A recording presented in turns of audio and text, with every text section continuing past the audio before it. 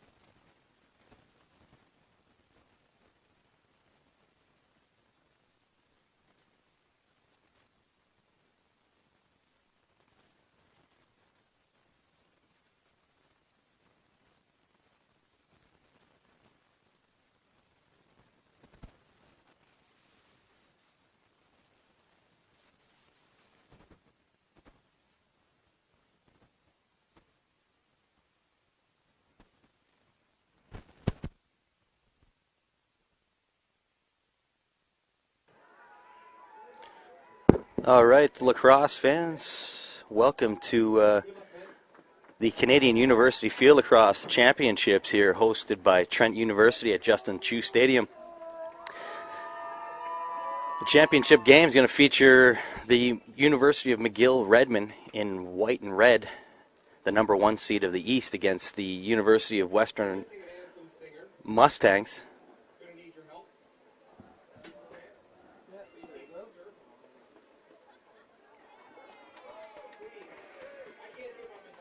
So they're going to sing it. So we're going to have an impromptu national anthem here before the game. Western fan and our commentator, Clayton Wade's going to sing it for us. So we'll just pause for the national anthem and we'll get underway.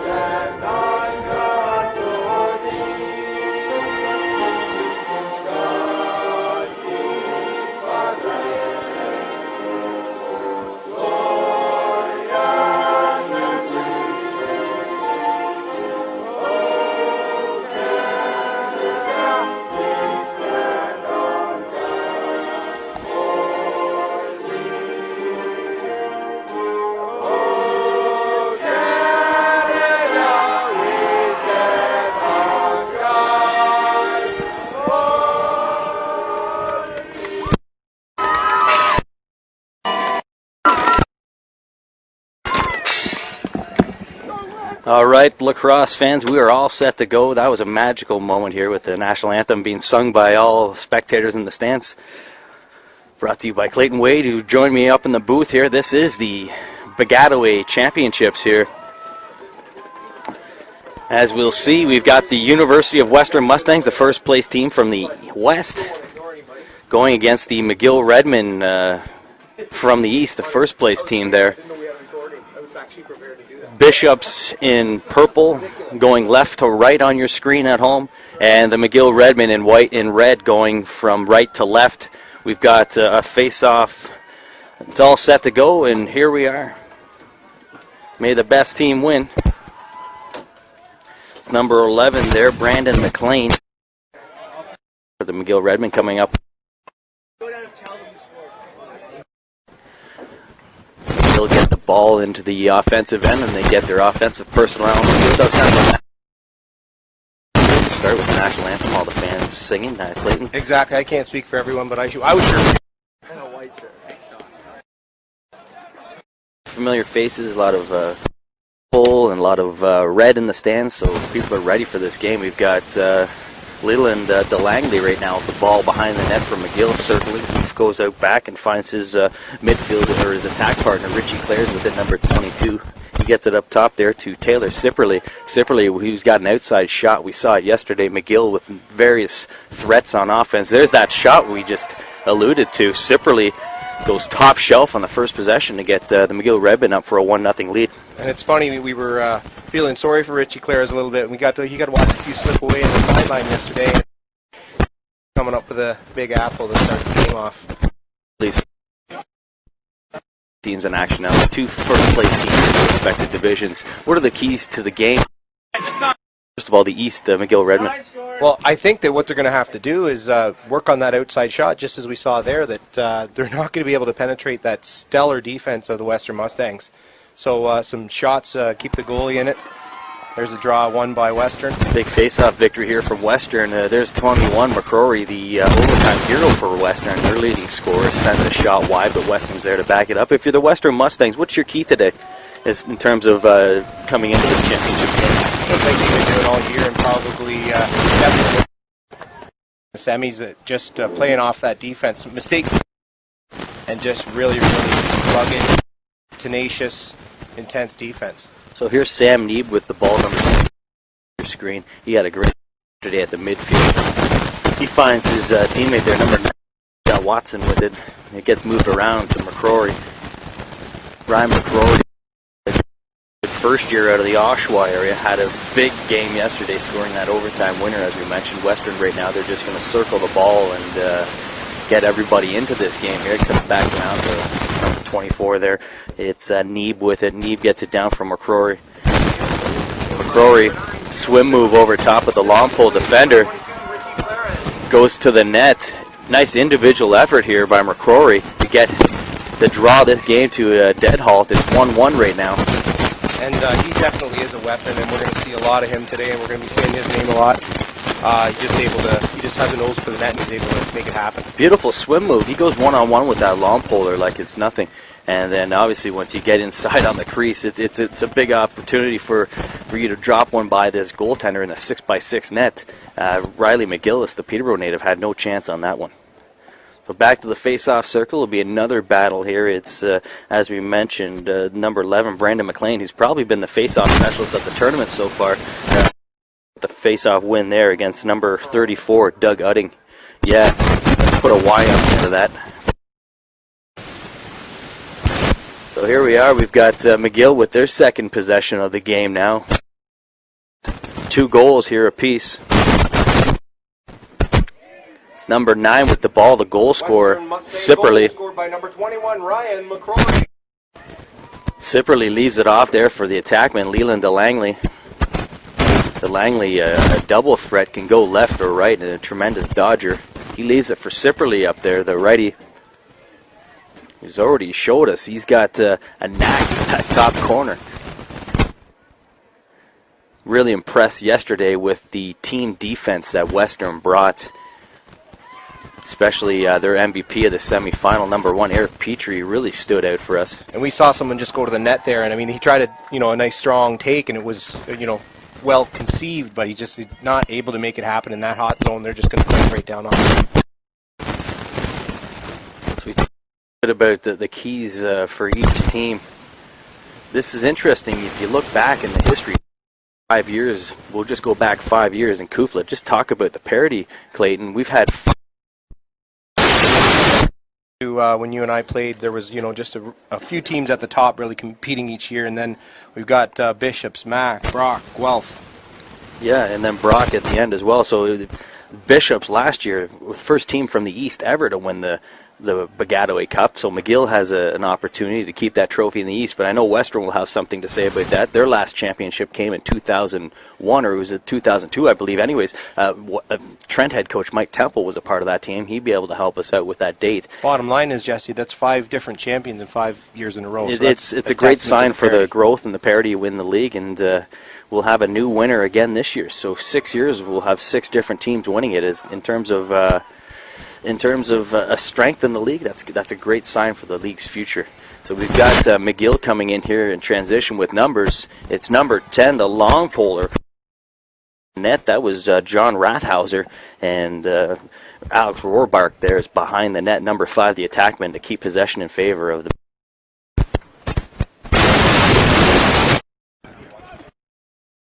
Be interesting to see if they've been using so far. It looks like the teams are picking up the pace in more of a kind of run and gun style, which is odd for these two programs because they're both known for their patience on offense. And we saw yesterday a low-scoring affair between Western and Brock in the second 4-time win. We described it as pretty much, Clayton, you said it, a chess match. So we'll see what happens and develops today. If these teams are confident in playing the run and gun style, or they should slow it down and. I think they're going to have the utmost respect for each other on defense, and they're going to want to get some touches here on O. And like we were saying, that they were a little tighter on the Friday night, and we've seen Oliver come up. And I mean, that's a testament to the skill level, but also to getting some experience on the big stage. Absolutely. There's a nice outlet pass by the goaltender. He finds Kavanaugh with it, number 13, the long poler. Batesy's buddy. Exactly. Kavanaugh, he gives it back for the goaltender. And we saw this yesterday. Grace, number 17, very patient with the ball on offense and doesn't make it too many mistakes. really kind of the captain of their breakout. And he finds their other long pole. There's Brandon Ferrara coming up through the middle and gets it off and dishes to their leading scorer. That's Ryan McCrory with it, who has the lone goal for Western today. Same thing on the Western side. They're going to want to move it around and get some touches, and they're going to get the right personnel. And we know that they went to great pains yesterday to get the matchup they wanted before they made any kind of move to the net. Absolutely. We want to welcome all our fans watching us on the SSN network here. We've been bringing you all the games live from Trent University's Justin Chu Stadium. I want to remind the fans out there, if you want to get involved and interact with us and get involved into this broadcast, you can so by logging into your Twitter and following me at Jesse Thomas 21, or even hitting us up at Trent Excalibur. Give us a shout out and let us know your predictions for this game. Who do you think is going to win this one? As we look down at the field now, the sun's starting to show his face a little more. It's number 4 there for Western, Brandon McDougall. He works the ball up top for his midfielder, number 24. It's Sam Neeb with it, the Oakville native. He gives it off for number 19. It's Scott Watson showing a great behind the net. Now it's McDougall with it again. He's guarded there closely by the long poler, Paul Riccozzi. And Western doing a nice job right now, just slowing the pace down. Mismatches on that field. So here's a double team on Watson. He looks inside. Pass, but who picks it up? There's it's McCrory. Kind of a broken play on that one, but McCrory's there on the doorstep to pick up the loose ball and deposit that into the back of net. McCrory's got 2 goals, and Western have their first lead of the game. Exactly. Tempting to say it's lucky, but I mean, a guy like McCrory is just going to find that ball and bury it. So with just 9 minutes into this game, already we've got a 2-1 lead here by the Western Mustangs. Is it an assist if it bounces like that? You got the numbers on? 19 assists? So here we are back at the face-off circuits. Our usual suspects is McLean coming up with it again. He's doing a good job on these face-offs, really neutralizing the other team's face-off specialists. And that just gives you an extra opportunity to regain possession, and good on him. He's had a fantastic tournament. Right now it's the attackman, 22, Rich guys, and then settle it down to get it at the BC. Real leader on this team. Mustangs goal, his second of the day, Ryan McCrory. Sharples is just going to bring it out wide while Western change the face-off specials and bring on their attackman, Leland DeLangley. Joe McGill. Sharples gets it up for Joe Sipperly. Probably the best drummer in the St. Anne's catchment area. And in the if he has to. Here's Sharples rolling the cage now. Oh, sorry, make that Leland DeLangley. He finds Richie Clares and he blasts one on net, but in the crease to make a big save. Chess goes down, but Western are able to possession. Chess with it now again. Chess is happy just to pull it out, and they'll set up their formation once again. It's number 34, Doug Udding with the ball. Udding gets it back for Chess. Chess is a real speedster. Western utilized him in the final overtime period. Once they got that goal, they just gave Chess the ball, and he virtually killed off 3 minutes in that game. He is able to leg it. We made an allusion to old Steinhaus because the flashy shoes and the leotard, but I mean, he actually, we were making fun of him, and then he kind of shot us up there at the end. That's right. So now it's Udding with the ball. Western looking good right now, although they haven't won the majority of the face-offs. They are, the possession running in their favor right now. Doing a good job settling things down on offense and then capitalizing on some mismatches. It's McCrory, number 21, with 2 goals so far, giving Western that 2-1 lead. Number 4 showing some nice footwork there. McDougall, and able to get out of trouble there. McDougall, the right attackman, exactly, showing some good foot speed. And Western are happy just to revolve that ball around. They're set up in a 2-2 formation. They've got their 2 short stick defenders out top on the midfielders, so they might try to expose them with maybe a couple cuts through the middle or a quick post and run. Here's Udding now trying to find the alley. Nice double team there by number 10 for McGill. Rathhauser coming up to force a double team, and Riley McGillis is able to scoop up that ball on the doorstep. McGillis now, he's got an open man in traffic. It's number 21, Paul Riccozzi, the big long poler for McGill, getting it up to Clares. Absolutely, he was in the semifinals. We saw him make a couple of huge saves on the goal stop that really he had no business saving, but he gets his stick in front of it. Great hand-eye coordination on the St. Peter Saints graduate here, right out of Peterborough, Ontario. Claire's now with the ball. Another Peterborough native, Riley Keating. Pardon me. Absolutely, you're right. Another Peterborough native, Riley Keating, as well. Actually, another St. Peter Saints graduate here. Revolved around. It's McGill right now showing some great patience, and there's Alex Rohrbark with it, spinning it up with their midfielder. It's 19, Anders Bell. Yeah, midfielder Johnson firing that shot wide, but Alex Rohrbark, the attackman's in good position to back that up and keep the possession in favor of the Redmen. And we didn't say his name much yesterday. I wonder if he was... well, it's so hard to say, right? So it is hard to say, and I don't think we were avoiding it. I just didn't see him on the field. He certainly... He looks like he can really sling a ball, and that may be part of the Here's our new first strategy. flag of the foul. Joe McDonald has someone on the slash. He's not afraid to call that. So it's going to...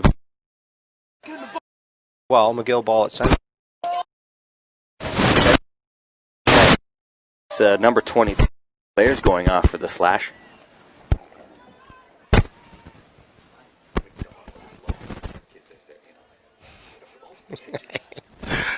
So we've got the power play of the game. It's the Western Mustangs with it. It's McCrory, the leading scorer, up at the top. He gets it across for his teammate Scott Watson there. Gets revolved down below the nets. McDougall with it. McDougall throws a fake, and he spots his teammate Dylan Ham out front, but Ham can't come up with it. And it's going to be Western ball as a crease violation. The Western players crossed through the crease on that one. So we're about 6 minutes in this first quarter. Western.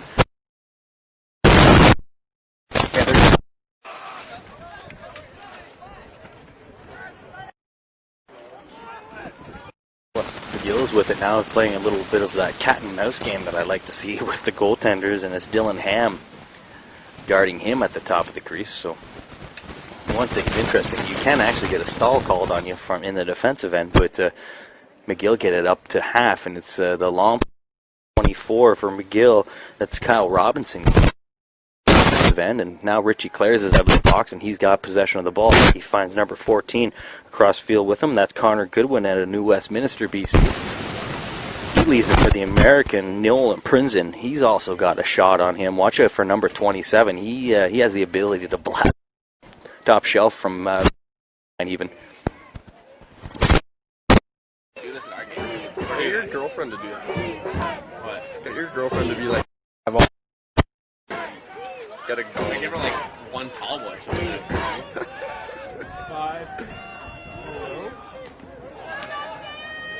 What is going on?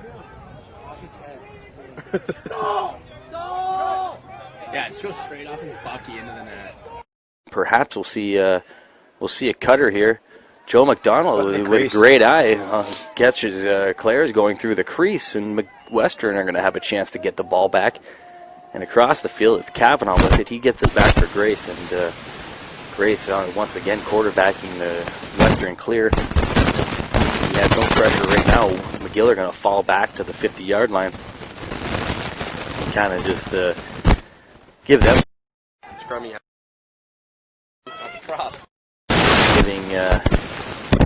giving Eric Petrie a little bit of stick work.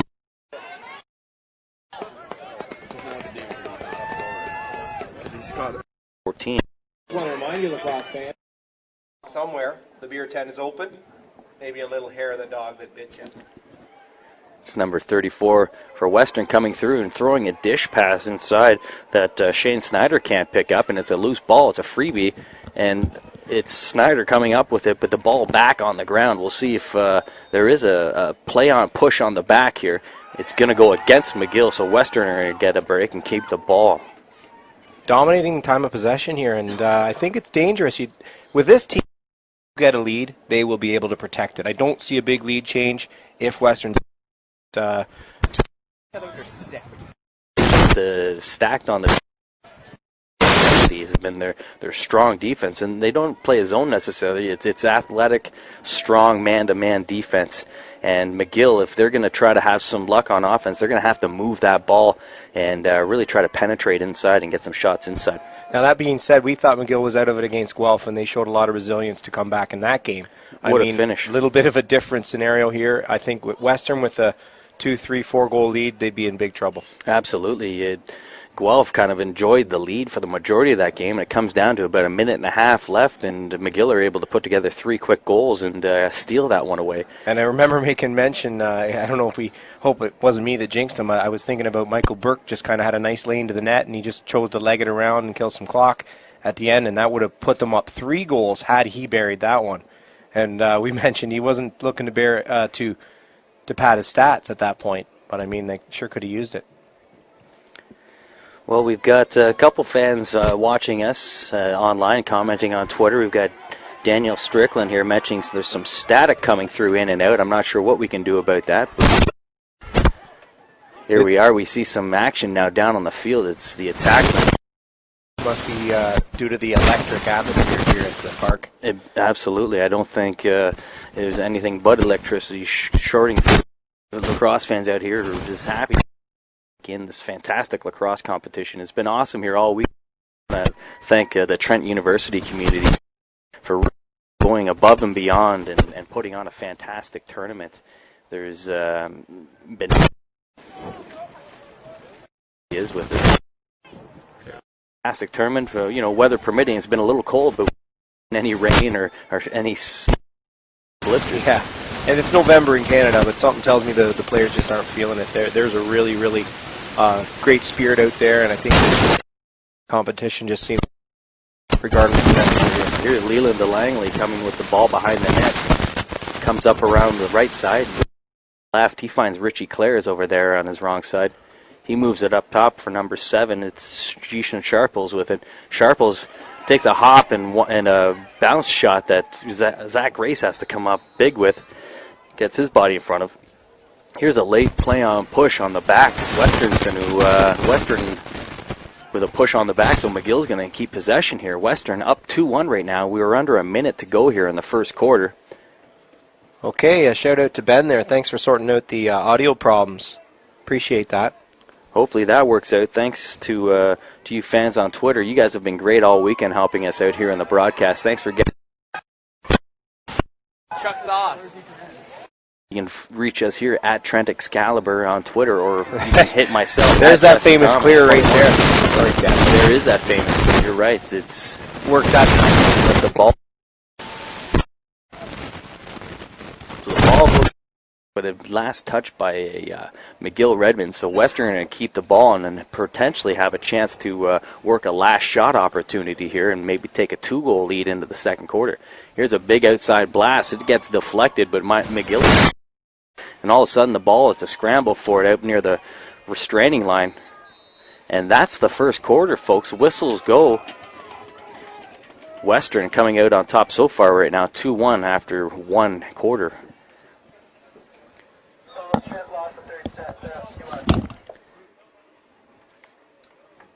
So this is the Canadian University Field Lacrosse Association Baggataway Cup Championships.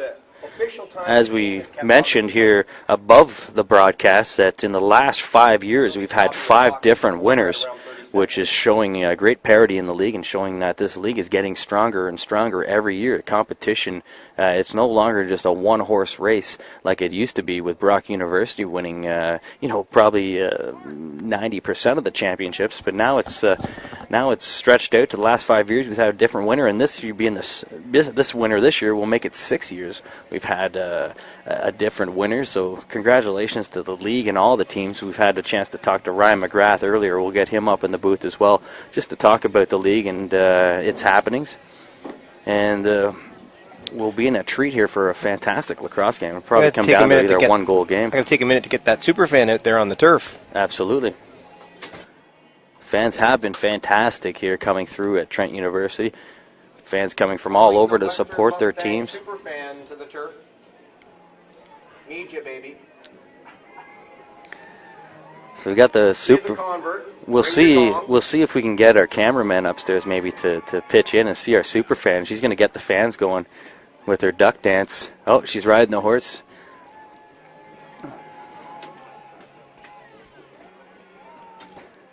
Great here at Trent University. We're going to get you online for the broadcast. There we go. We've got the broadcast tuned in. We've got the Western Superfan here today. It's funny to mention that the Western Superfan, because yesterday she was a Brock Superfan, but I guess with Brock bowing out to Western, her cousin actually plays for the University of Western Mustangs. Bottom line is she likes to have fun just like the rest of us, Exactly. and she's clearly a big lacrosse fan. Exactly. She's even got a gong out there that she's been banging in support. So. And she's going Lonesome Dove today, which is nice to see. That takes courage. Switch teams, no sidekick. Want to thank Clayton's brother, Wes Wade, for coming up to the press. Our head statistician. That's right. I know we had to replace Chester, right? Yeah, Chester. Yeah, that was an experiment. Chester himself maybe a little too much, and right. there he is in the beer tent. Nice of your brother to come join us and fill in and keep these stats.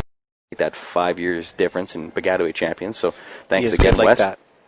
And nothing worse than an announcer with a dry throat. That's right, exactly. So we've got the Western Mustangs coming up with the ball here early on in the second quarter to start things off. They're now enjoying that 2-1 lead. I'm not comfortable just to sit with that. So pretty nice balance with draws. I thought Brandon McLean might dominate. He was really effective yesterday. Sharing the wealth. Absolutely. No, Doug 34 showed an equal rival to McLean, who, in my opinion, has been the best face-off player this tournament. And he's going to have something to say about that for sure.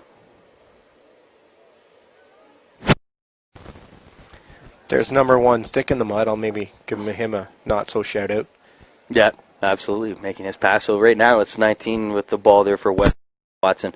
Watson gets it down for McCrory. We've talked about him and how special he is of a player. He's a rookie in this league and also Western's leading scorer. So watch out for him to come. McCrory, a real standout here already. Western now to move and cycle that ball around. We'll see the ball get over to McCrory again on the far side. See all those tall whispering. Not too much wind by the look of it. Pretty still and calm. There's a shot on net, and it's number 2 there, Kyle Childerhose. He's able to back that up and keep possession in favor of the Western Mustangs. And you can see that nice, like I said yesterday, slow, methodical offense with that defense at the back end. You're just able to take your time. There'll be no panic, and you'll see they're going to be going for a very specific look, specific matchups. Here's Childerhose now. He's got McLean with the short. Makes a nice pass out front, and what a save. The Childerhose find Ryan. Or sorry, check that. Scott Watson fires one, and McGill is.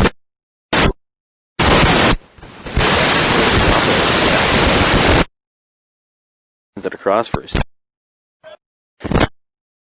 We'll get used to saying these.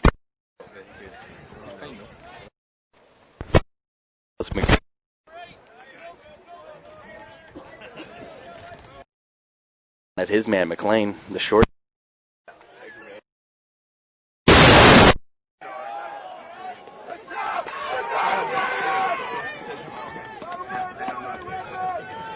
McLean for Western comes up with it.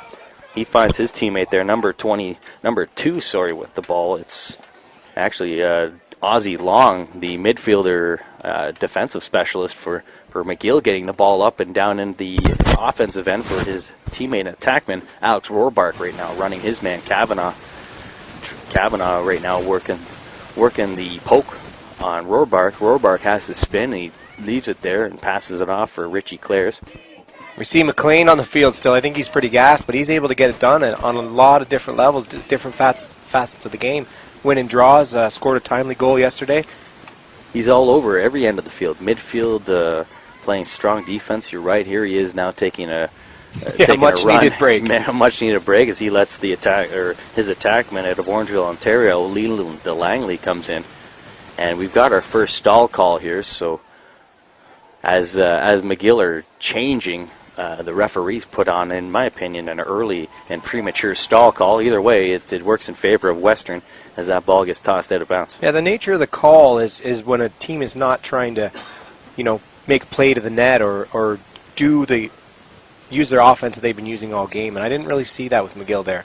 Like we said, McLean needed to get off going up and down. So usually you would, Perhaps we're in for a tight game right now with the officials today. Perhaps they're going to, their philosophy is, keep the action going. And I don't mind that at the same time, just as long as it goes both ways. Well, we both know as an official you might like to set the tone early and then hopefully be able to put your whistle away when the players get a feel for looking. All weekend, so in a championship game like that, perhaps you're right. They just want to teams know where they stand. And right now it's McCrory for Western with the ball. Western enjoying the majority of the possession time so far in this one. There we got Joe Phoenix just legging it. Little dish. Like you were saying, your ice cream play. Absolutely. Fate. So we've got to give a shout out here to Christine Kinoshita. She's watching from the 6th floor of the Molson Hall that overlooks the Molson Stadium field at McGill University. So all the McGill students tuning in, and we'll give a quick shout out. Bienvenue, Trent University. Oui.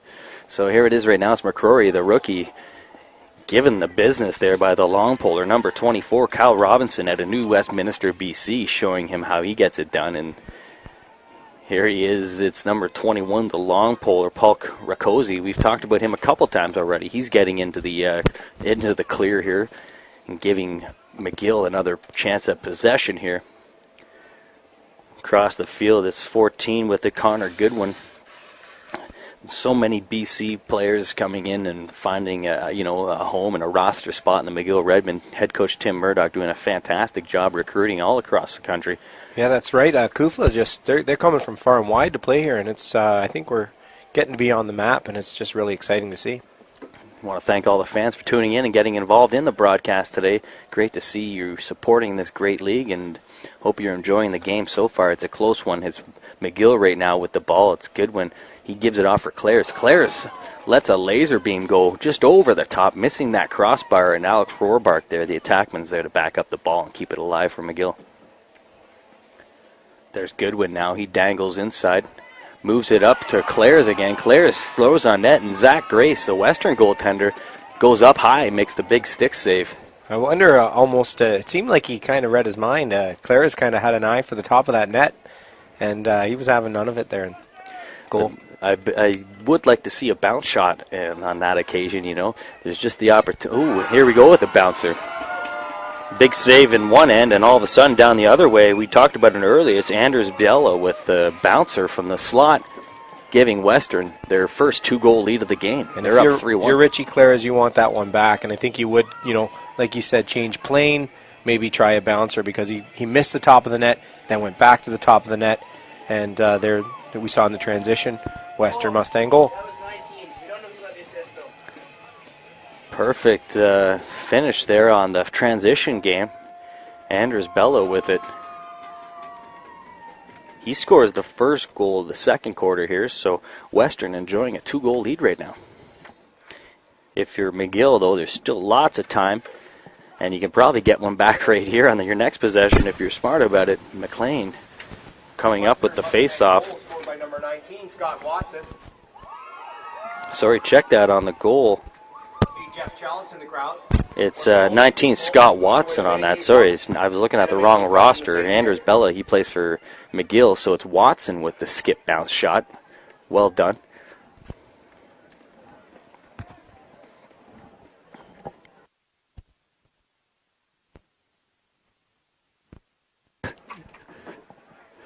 McGill Redmen now in transition.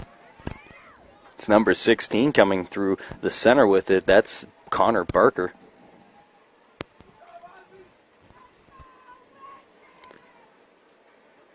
McGill happy to change right now, get their personnel on the field. Here's Anders Bella with it, number 19 for the red and white McGill Redmen.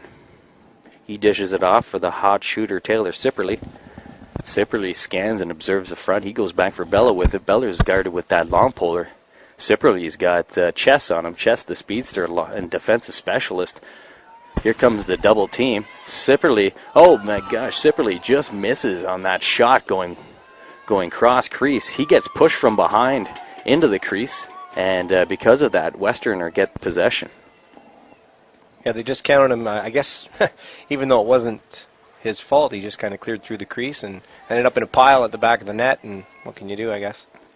Strong move to the net, though. It's Chess, the speedster, bringing up the ball himself, the one-man clear with his leotard on. He's going to kind of pull it out right now and wait for... he's got the two short sticks up top, so they might run a kind of a pass pick and channel here. Watch, it's number 34 with it. It's Doug Udding kind of crossing through and looking to get open, but Chess hangs on to it. They got that deep... Or we might do our film. Almost every thing. Brandon with it, showing his speed here again. He's got, as you mentioned, Ozzie Long, the midfield's defensive specialist for McGill on him, so they've got the right matchup here. Perhaps Chess is just going to want to take him for a run and tire him out. I've noticed Western doing a good job. They take it to the net and they wait for that double slide and they'll throw it out for the cutter coming from the high slide. And they've had some success already with it. Jesse, I got to tell you, I don't like that call. I like that loose ball scrum. It I like was on the battle. Shoulder. It was, and that was just, to me, that was just textbook long pole work by number 10 there, John Rathhauser. You got to let the play speak for itself sometimes. And two hands on a stick. Sometimes the referees can get a little overzealous. I didn't see anything on the back, but I mean, nothing against the officials. I just didn't like the call. But here we are, Western ball. We've got a stall call here now going quickly on Western. I think it's a nice opportunity to call it here because they called it against McGill earlier. And Riley McGillis, what a save there on the doorstep, robbing Brandon Very nice McDougall. Save. And I don't want to say makeup call, but how can you have a stall in 5 seconds? Exactly. These referees have been together all weekend officiating every game, doing a good job. I mean, we got to hold them accountable up here because we are the game critics, and that's just what we do. Yeah, I mean, and they really have done a great job. I'm not going to be overly critical, but I don't want them to assert themselves all of a sudden in the final when we haven't seen much of them throughout the tournament. Daniel Strickland here has a question for me up in the booth. Did I play in the league? Absolutely, I did. Spent 4 wonderful years with the Wilfrid Laurier Golden Hawks. And a real pleasure now to be able to work the last 2 championships calling the game for CUFLA. So thanks for the question, Daniel Strickland. That's Daniel's got a jersey on in his profile pic. There's your answer. See a player as well. Yeah, we'll send a question back at you, Daniel Strickland. So anyways... And I played as well, Daniel. He looks like he's a Western Lax alumni, yeah. So okay. Clayton and myself both played in the league. We're going back a few years. I was at Laurier. We won a few is 3, Jesse. Yeah, okay. So we're going to go back a decade or 2 here for us each. Mm-hmm. Either way, we're happy to be involved again calling the championship tournament here for Trent University on the SSN network. I think it's time for some shout-outs. Oh, Mom, there we go. We've got Kavanaugh's mother here getting involved in the cheers. So yeah, so some fans really getting involved here as well. Kavanaugh to the park. Give a wave. Along with Batesy's mother there, Mrs. Maureen Bates. Maybe she'll get it. Maureen Bates as well. Let's have a wave. So a little. Also want to welcome a couple Adam Scott football players. Mitch Martin. Guys, get ready for Casa. So we've got. Give a wave. So we've got a couple shout-outs going to some fans here in the stands. They're really whooping it up here, and we've got DJ Dubai here spinning some vinyl. Fans into it, some great music. Right now it's 27, Nolan Prinzen with the ball for McGill. That guy's got an outside shot. He blasts one on net, and the Zach Grace, who's maybe the difference maker on defense right now for the Western Mustangs, coming up with a huge save, soaking one up there. Grace now with some pressure from the McGill attackman. He gets it over to Kavanaugh with it. What a compliment to the Western long poles, having a great goalie to back you up when you need it. Absolutely. So they're really stacked on defense. The long pole is playing catch right now, stretching across a long pass was number 7. That's Nicholas Trillo. He finds Ryan Kavanaugh, number 13, who gets the ball up and over half and then is bailed out by his teammate Watson. Watson gets it down for McDougall. McDougall's got some time and space, and he gets it back over for Watson. Watson now with the ball again. Surveys the area. He doesn't have any pressure on him, so he's just going to take his time with the ball. Western with the 3-1 lead. They're just happy to eat up some clock here. We're still in the second quarter. We've got just under 8 minutes to go. Western with the 3-1 lead, as we say, and they have the ball here. It's Watson now, number 19 for Western with the ball behind the net. See Kyle Childerhole's kind of popping in and out. He's got Ozzy Long on him, a short pole, and he's going to be right on top of the crease, just kind of in and out, trying to get the mismatch and trying to get a little step on his short pole defender. There he is with a shot. So Daniel Strickland chimes in. He said he played 2004 and 2000 through 2008 for the Western Mustangs. So way to go, Daniel. We're happy to get you here involved in the broadcast. Thanks for following us on Twitter. And it's McGill now coming up with the ball. It's Ozzy Long, the defensive specialist, throwing in there. And Strickland brings up a good point. He says he doesn't mind seeing these stall calls coming in early and, forcing the action here in this game. So McGill with it now. It's number 5, Alex Rohrbark with it. He's going to take his time and moves it up for Sipperley. Sipperley has that outside blast. He's going to be aiming for that top right corner. We'll see if he can get involved here. It's McLean, the face-off specialist, now with it, number 11. He's guarded by Chess.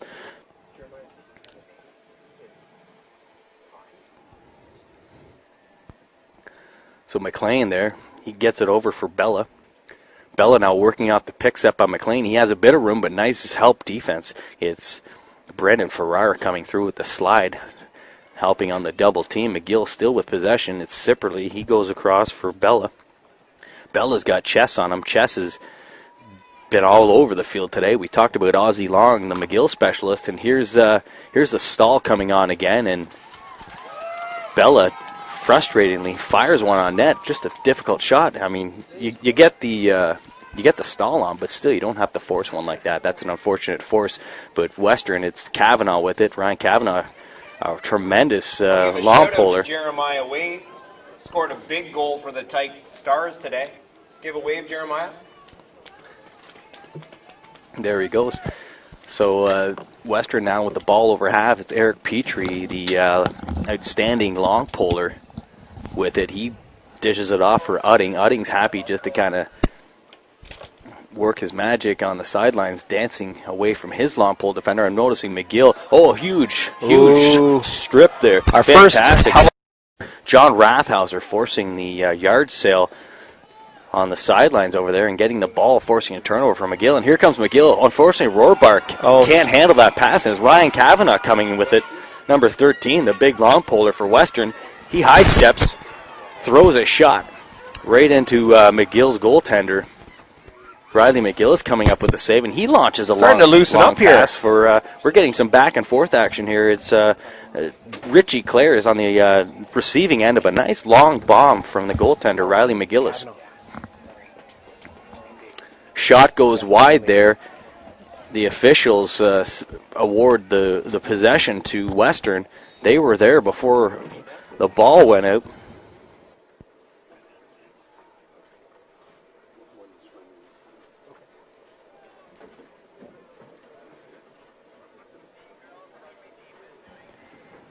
So Western now with the ball. Zach Grace working the breakout. I don't think they're going to want to keep that pace and just play, run and gun. I think they're going to want to slow it down again and get back to a real controlled game where they can minimize mistakes. Absolutely. I mean, it's exciting for the fans, however, but if you're a coach, I mean, that usually gets you a little riled up. Got ourselves a timeout. McGill they're down 3-1 right now. You don't want to force anything too much, and there's still a lot of time to play. Western with the possession. They call the timeout. So it's been a great game so far. This is the Canadian University Field Lacrosse Championships. It is the championship game here, coming live from Trent University's Justin Chu Stadium. I'm Jesse Thomas with the call alongside Clayton Wade. Clayton, it's been a great game so far. Low-scoring affair. We all could probably predict it wasn't going to be a high-scoring affair with these two strong defenses. But what do you think's been the key so far this game? Well, I think that what we've got is just that same defense, though. We go on and on about the Western defense, and we saw a great play on the McGill end, but it's just that really, really defensive specialists out there on the field, and that's the story, and that's been Mustangs' sort of go-to and the theme all season. We look at McGill out there. They've had a couple opportunities, but they're not seeming like their offense is able to get to those spots where they like to shoot from. Western forcing them into tough shots, and they've seen a couple go wide, and even a couple situations where they haven't been able to back up the ball. So possessions are changing back and forth fairly quickly, which is a bit ironic because we saw yesterday with Brock and Western just a heavy possession game. And you right see, now, every player's temperament is a little bit different. Some guys shine on these days, some guys kind of shrink away, and I hope nobody tightens up, but we have seen them mishandle a couple passes that could have been like golden opportunities. Absolutely. So it's almost kind of patience and waiting it out on offense and waiting for that defensive side to make a mistake or a breakdown. And Western right now, they've got possession. Under 4 minutes to go, they've got that 3-1 lead. And it's McDougall, the attackman, with the ball right now. He plays catch with his teammate there, Scott Watson. Watson sends it up top. They work the ball over to Udding with it. Udding's got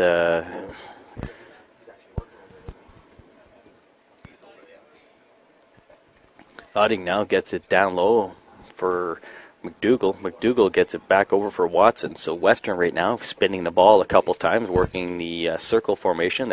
They've set up in a 2-3-1. Now it's McDougall with it. McDougall, it's McCrory right now, not able to corral the ball, but picks it back up off the turf. Moves it up for Watson. Watson now with it. He's guarded there by Ozzie Long. And you see the position Long. He's taking away that top side. He knows something that he doesn't want to go the other way, and if he's going to force him the other way every time. Quick stall call here again, so referees staying consistent with that. I don't mind it either. You know what? Just keep these teams playing. Yesterday we didn't see a lot of stall calls, and both Brock and Western kind of labored it out offensively. It wasn't the most exciting finish, but it was a chess match, as you mentioned, Clay. There's Watson kind of coming up into the crease from behind the net and going high to high on McGillis. He has no problem making that stick safe, and it's McGillis now with the ball looking to his end. From a spectator standpoint, you do like to see teams go to the net, but on the other hand, you don't want to see them force one either. So it's just not as nice of an offense as a strategy to just kind of take it to the net or force a shot that's kind of ugly. It's McGill now getting the ball over half, and Leland and Langley, and McGill called the timeout, so McGill are going to go to the drawing board here. Both teams do get 2 timeouts per half, so we'll see if McGill, their offensive coach, can basically just draw something up here and see if they can get them back into this game. McGill trail right now the Western Mustangs by a score of 3-1.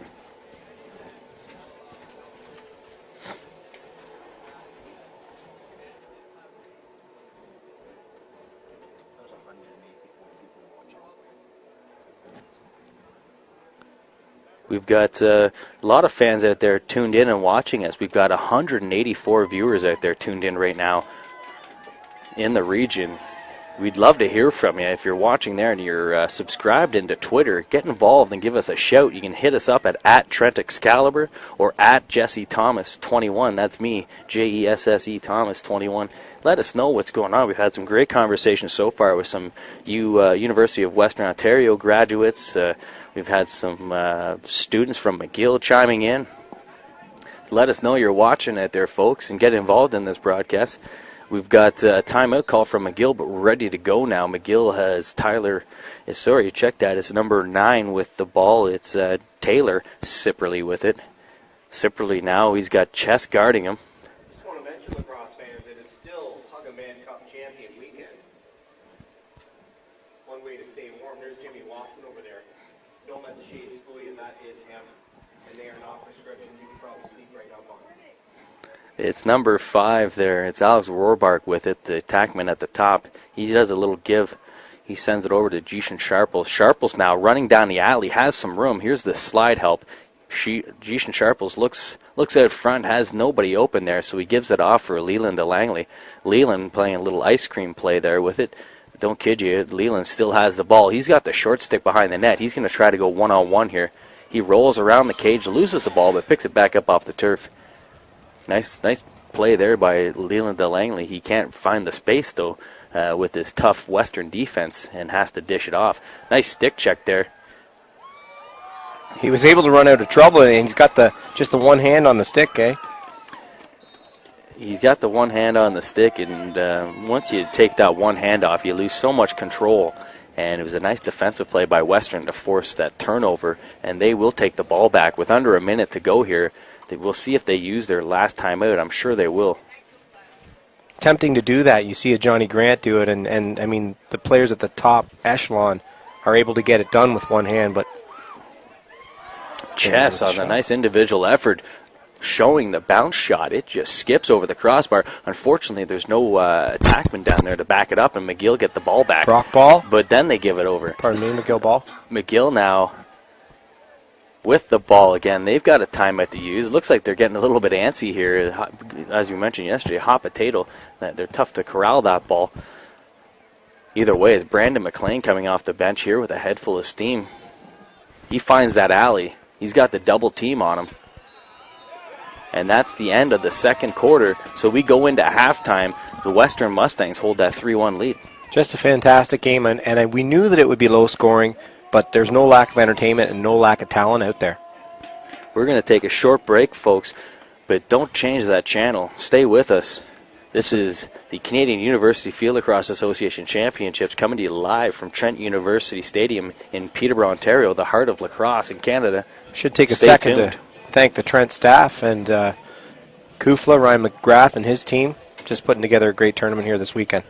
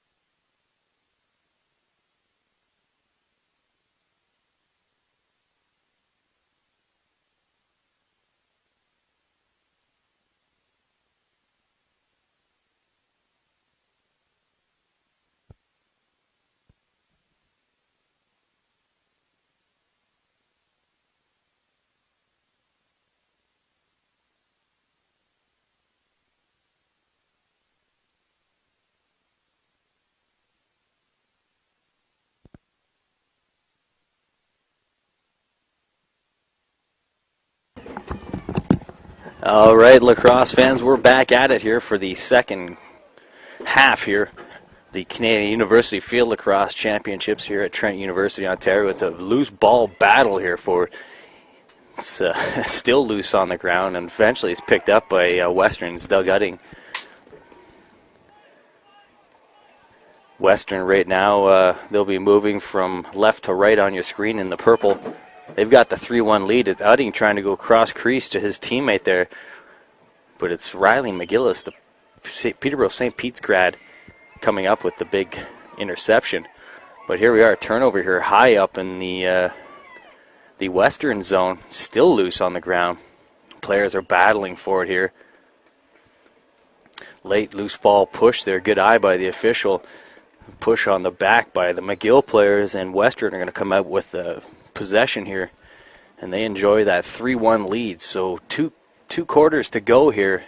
Lots of lacrosse left. It's been a low-scoring affair right now. Western having the 3-1 lead, as we mentioned, but McGill getting their chances, just not able to find the back of the net on the majority of their shots. So here we are up top with it, number 24 with the ball for Western. That's Sam Neeb. He looks inside. Fires one there, it goes wide, but McDougall is behind the net to back it up. And Western hold possession.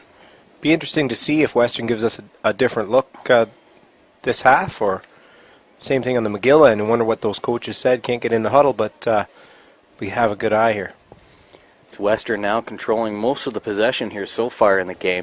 It's number 2, Kyle Childerhose with it. He runs at his man, splits Ozzie Long with it.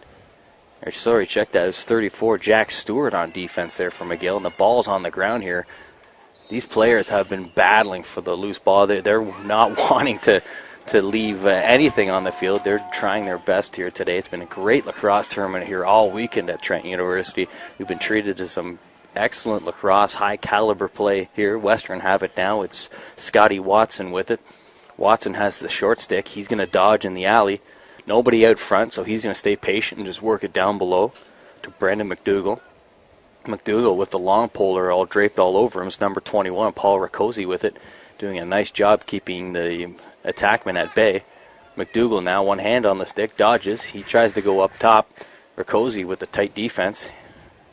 McDougall dishes it off for Neeb. Neeb finds Watson. Watson now dodging in the alley, dishes inside. Nice defensive play there. And McGillis comes up with the big save.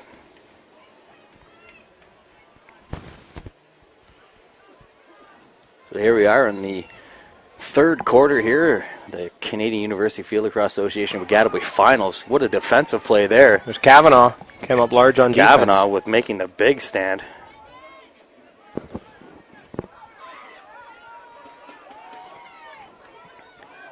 We've got a little bit of static here once again in the broadcast. Not sure what we can do about that per se. As Clayton mentioned, we think it's just the electric atmosphere here at Trent University's Justin Chu Stadium. Looks like we've kind of amassing a great crowd here. People are still rolling in for this one. Perhaps you see the sunshiny day, and it's by far the best weather we've had. It is. It's a nice, still, calm day, and sun's shining. Birds are chirping. We got the tall pines in the background. Beautiful view, beautiful venue to watch lacrosse here at the Justin Chu Stadium. I want to say hi to Justin Chu, the stadium sponsor, watching live on SSN from China. And all the viewers out there as well. A big shout out to Corey Lance. He's a member, he grew up here in Peterborough, Ontario. He's watching from Toronto now, where he coaches the St. Mike's college lacrosse team. Wants to give a shout out as well. He's got a couple, Christian Barker for McGill, who's also a graduate of that program. So big shout out to Corey Lance there, doing a great job promoting lacrosse in the Toronto area. Now it's McGill with the ball. It's Prinzen rolling through. Chess, the defensive specialist for Western, all over him, not giving him any room. Here's a nice move here by number 14, who's Connor Goodwin with a nice juke and jive on the dodge.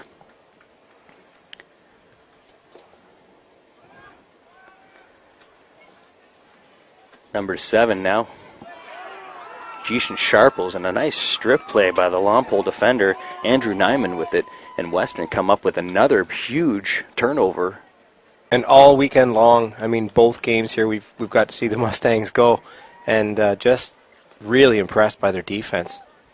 Absolutely. Now here's Western bringing the ball up over half as their long poler. That's number 3, Brendan Farrar. He's out of Oakville playing for the Burlington Junior Chiefs in the Summer League. And Western right now look to be in command of this game. Really enjoying the possession time in favor of them. And expect the referees to put the stall on pretty quickly here. It's Jor Phoenix. We haven't mentioned his name yet, but he's out there, number 9 for Western, copying up the ball. It's Ozzie Long forcing the turnover, but Jor is able to pick it back up. It's Dylan Ham now behind the net. Ham moves it off there. He's got McDougall with him. McDougall with one hand on the stick protecting that ball. He's got number 21. It's Paul Rakosi. We've mentioned his name a few times now in this broadcast with the strong defense. Gives it up for number 14. It's Shane Snyder. Shane Snyder loses it on a nice little play, but his teammate bails him out. It's Udding with it. Udding takes a big check, and the ball's back on the ground. Loose ball battle for it now. There's a pile of players in there battling for it. Still loose. It comes out to the far wing now. Nobody wants to pick that ball up. Kyle Robinson does. There's a flag down here. Oh, you know what? We got a unsportsmanlike call, and I didn't like the initial call. I didn't think it was on the back. I didn't think it was too far off the ball to make that play. He called a moving pick, and now he's called he's called unsportsmanlike. He's got the unsportsmanlike gesture there for sure. I don't know. That's a tough one to make in a championship game, but you know what? In field lacrosse, it's a gentleman's sport, right? So Western, they're going to go back onto the power play here right now. If you're a McGill, you've got to stay disciplined. These power plays can really hurt you in this game of field lacrosse. So it's Western now with the ball. It's McCrory, their leading scorer up top. He throws it over for Watson. Watson gets it down to McDougall. McDougall sees Watson again for McCrory. McCrory looks to his right. It gets worked around down behind the net for Childerhose. Childerhose goes back up top. And it's McCrory with it. McCrory has the mind like he's going to blast it. And it's number 8 right there, Quentin Bradley with a nice stick getting that ball deflected onto the ground. And it's another loose ball scramble for it. And we've got a flag here. Might be, we'll see, it's a slashing call. And it's going to go against the Western Mustangs, number 19, Scotty Watson. We've seen this happen before, a questionable call perhaps in one end, and then the referee's making maybe a make-up call. I don't mind that. You know what? I think the officials have done a great job to get working as a unit. And now McGill are going to have a chance. They'll probably just hold the ball, wait for their penalty to expire, and then go up on the power play here. That is a minute personal on the slash going against Scotty Watson. A 5-on-5 situation. Here we go. They're a man up now. But you notice with one man down, there's a lot more space in front of that net, and they're going to be looking for some lanes here. That's for sure. They're just going to work it around, and like you were saying, they're going to get the matchup and the look they want. Right now, it's McGill with the ball low down behind the net. It's Alex Rohrbark, number 5, with it.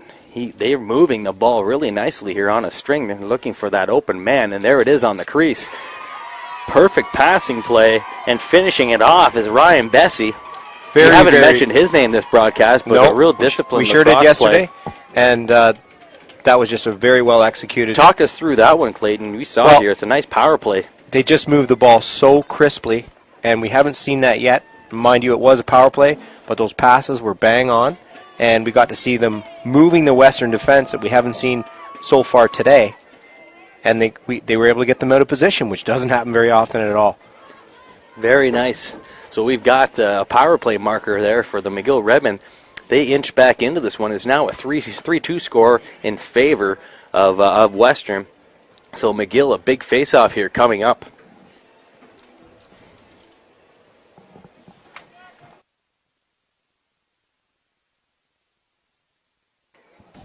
Big face-off battle here now. The ball is loose on the ground. It's Western, their long poler with it. Excellent individual effort there by Andrew Nyman to come up with the ball.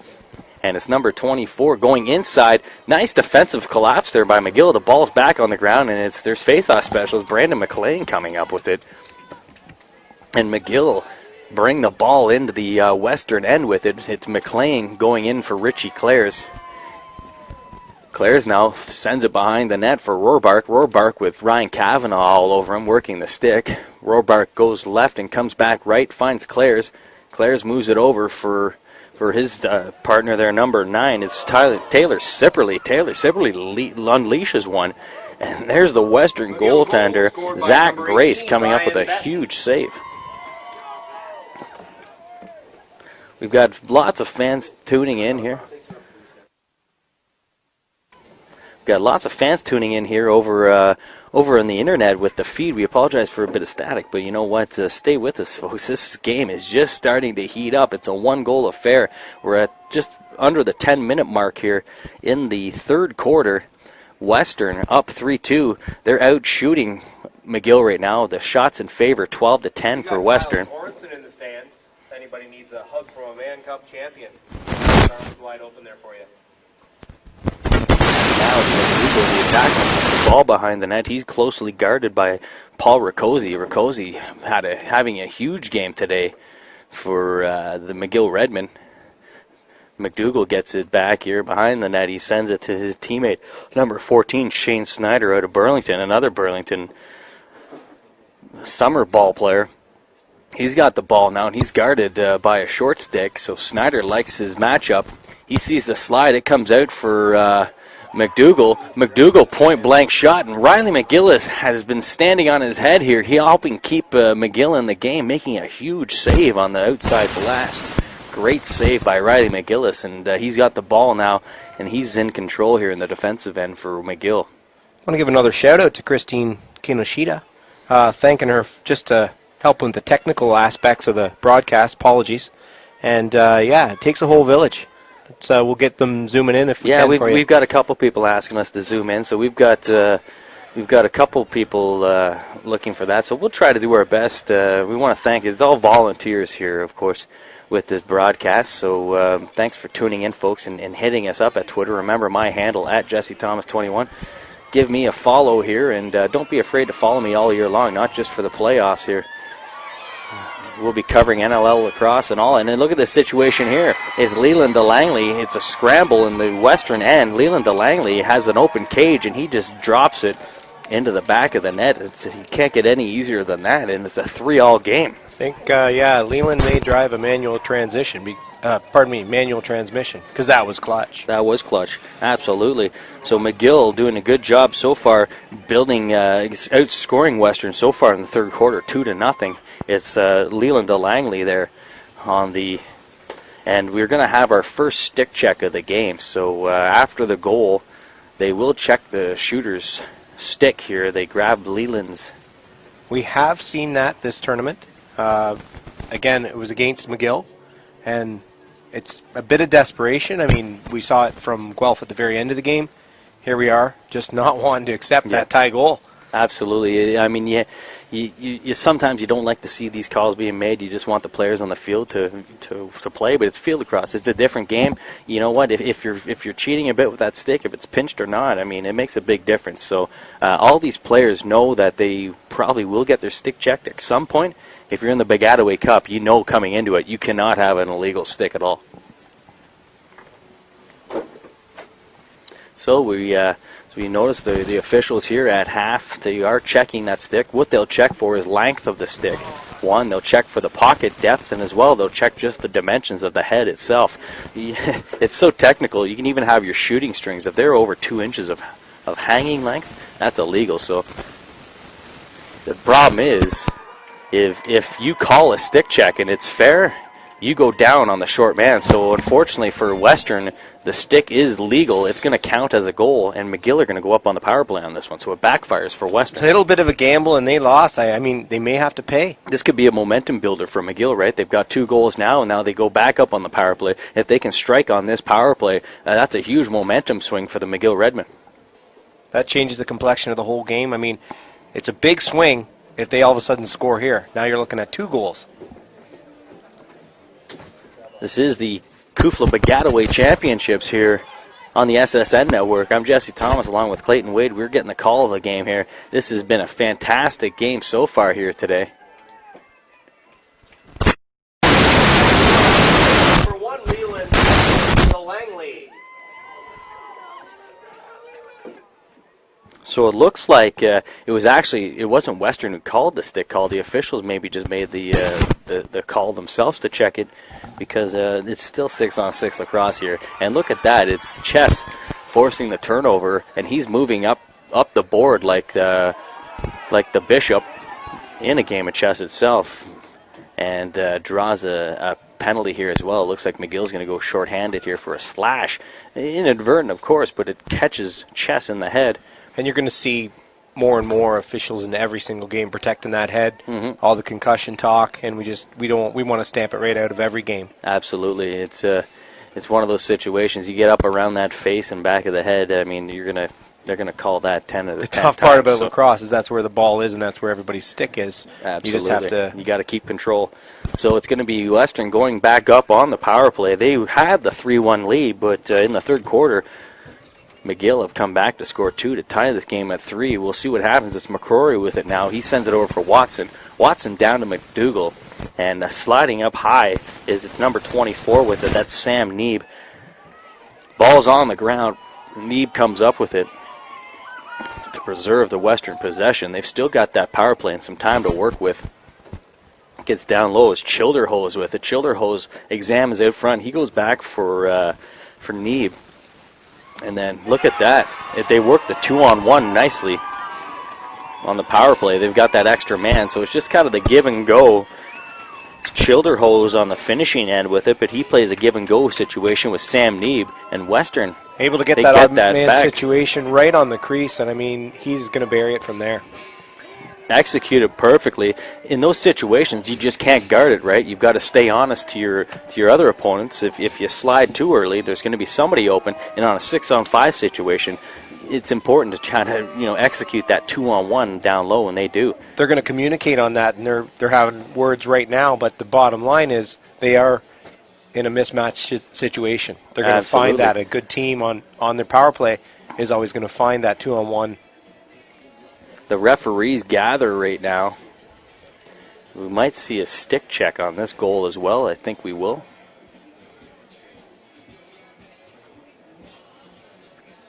Kind of slows the pace down. I'm not actually overly impressed if it is another stick check. I'm wondering if it might just be a simple timeout. Okay, perhaps.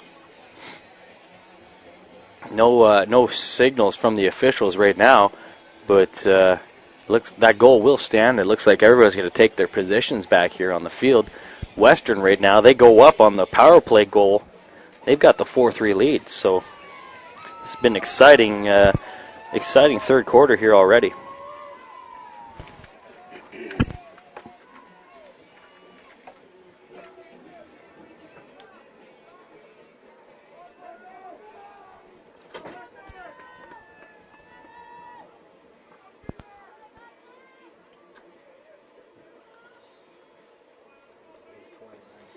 So here we are, face-off here. The whistle goes, and it's a legal procedure here against Western. McGill are going to take possession.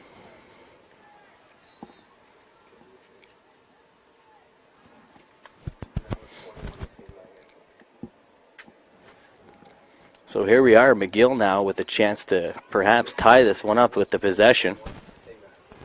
It's Rohrbach with it, saving. The ball bounced off his stick into the crease, but he had the wherewithal to pick it up. Rohrbach finds the face-off specialist there with the ball, McLean. It gets worked around to the top over to number 14. It's Connor Goodwin with it. Goodwin dips and dangles, gets it back, throws a tough pass around the ankles of Richie Clares, and it's number 3 for Western, the long poler, Brandon Farrar, picking it up. And here's Eric Petrie, the long pole specialist, coming inside, dishing it over for McCrory. McCrory kind of dips and dunks and can't put it back in the crease. And here's the call. It's McCrory falling into the crease, so McGill are going to catch a break and get the ball back.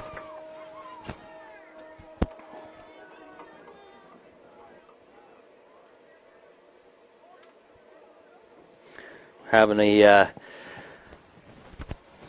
great third quarter so far. Teams are playing back and forth here already. There's 3 goals in this quarter, 2 for McGill, 1 for Western. Western enjoy that 4-3 lead. There's a flag down here. It's a 30-second technical push on the back.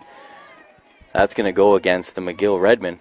And Bishops check that Western here. Sawyer are going to go back on the power play here. They've got 30 seconds to maybe pull off another 2-on-1 situation on the crease. Watch for McGill just to keep that long pole on the crease stationary. Loose ball here now. It's Western getting there first. Nice play by number 24 by Western, Sam Neeb, to keep that ball in play and regain possession. Is McCrory with it now. Ryan McCrory, the Clarington native and Team Ontario under-19 player.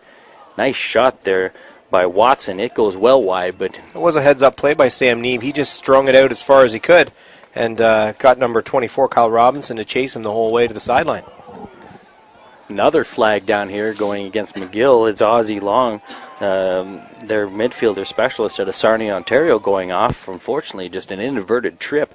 But McGill now down on a minute power play here. It's 6-on-5 still. The other technical penalty has released. So there it is. It's Watson now on the far side. He gets it down low on the far side to McDougall on the crease. McDougall sends it back up top. Gets around to McCrory. McCrory steps in and passes it off. It's bobbled and dropped. McGill clamping down on it. Nice individual play here by the Redmen. It's number 8, Quentin Bradley, bringing it up over half and across the restraining line. Bradley circles back now looking for an open player. He sees his man, number 24, Kyle Robinson, at half, the other long poler. He signals for his players to come back and help him. They're going to just try to move the ball around and kill off the rest. Oh, tough bobbled pass here. It's number 8 for McGill, Quentin Bradley, playing catch. He can't catch it, but picks it up. And Leland DeLangley now luckily bails his team out and comes up with the ball. DeLangley now with it, the Orangeville native. He's got the ball on the far wing. He's going to wait and just kind of be patient and kill off the rest of this penalty, and they'll get back to a 6-on-6 situation. The Langley now guarded by McDougall. Behind the net, is it? The penalty expires. We're back to even strength. Leland DeLangley comes out with a head full of speed and just kind of backhands that one right off the kneecap of Zach Grace. But McGill's number 18, Ryan Bessie's back there. Bessie's able to save possession, and he's got the ball now. He's guarded by Petrie. He moves it up top for Connor Goodwin. Goodwin's got the short stick. He runs off a pick, gets it back to Clares. Clares plays catch with the goaltender. We've seen him go to the top of the net so many times now. You think he'd be changing something up, maybe a nice little bouncer? Yeah, perhaps Grace read his mind again, because every time he shoots, he goes for that far right corner. It's almost like clockwork for Grace in there, making it look easy. Now it's McCrory, Western's leading goal scorer, with it. He's up a near half at the tip of the Excalibur sword, and he's guarded closely there by number 24. It's Kyle Robinson, the defender, making a nice play to keep McCrory at bay. It's 34 now, Udding with it, guarded closely by Ozzie Long. Udding gives it down low. They've got the matchup they want. It's number 14, the short stick, Shane Snyder, guarded here by his counterpart. Number 14 for McGill, it's Connor Goodwin. So we'll see the two 14s perhaps go in a battle here from low behind the net. McGill, they've kind of set themselves up in a 2-3-1 situation here. It's Udding now changing with McCrory. McCrory coming up high, and it's still Shane Snyder with it, with Western from behind the net. He's guarded closely. They're just playing for last shot right now, Like Jesse. You Goodwin. can see Jeff McKinley, the timer, just came on the field, and they're just going to play for that last shot right now. Is Jeff McKinley with the timer across the field? I didn't recognize him in jeans. So it's McKinley coming on the field with the timer. A nice defensive play there by the McGill Redmen, number 21, Paul Riccozzi. He's had a huge game on the defensive end for McGill, and they're just going to launch it up and perhaps call a timeout. No, they don't get the timeout call. That's a quarter. And that's the quarter, folks. Stick around. This is going to be some kind of fourth quarter. Absolutely. We're at the end of three quarters right now. It's the Western Mustangs 4, the McGill Redmen 3. We're going to take a small break in the commentary, but stay with us, folks. This is CUFLA Baggataway Cup Championship game brought to you by the SSN Network. Just wanted to quickly clear that up. Thanks to Alexandra Wagner just for noticing that the delay of game call, there was no possession. That's a technical penalty. It's just a possession call. So rather than a time served 30-second, it's going to be just possession to start that last one after that goal.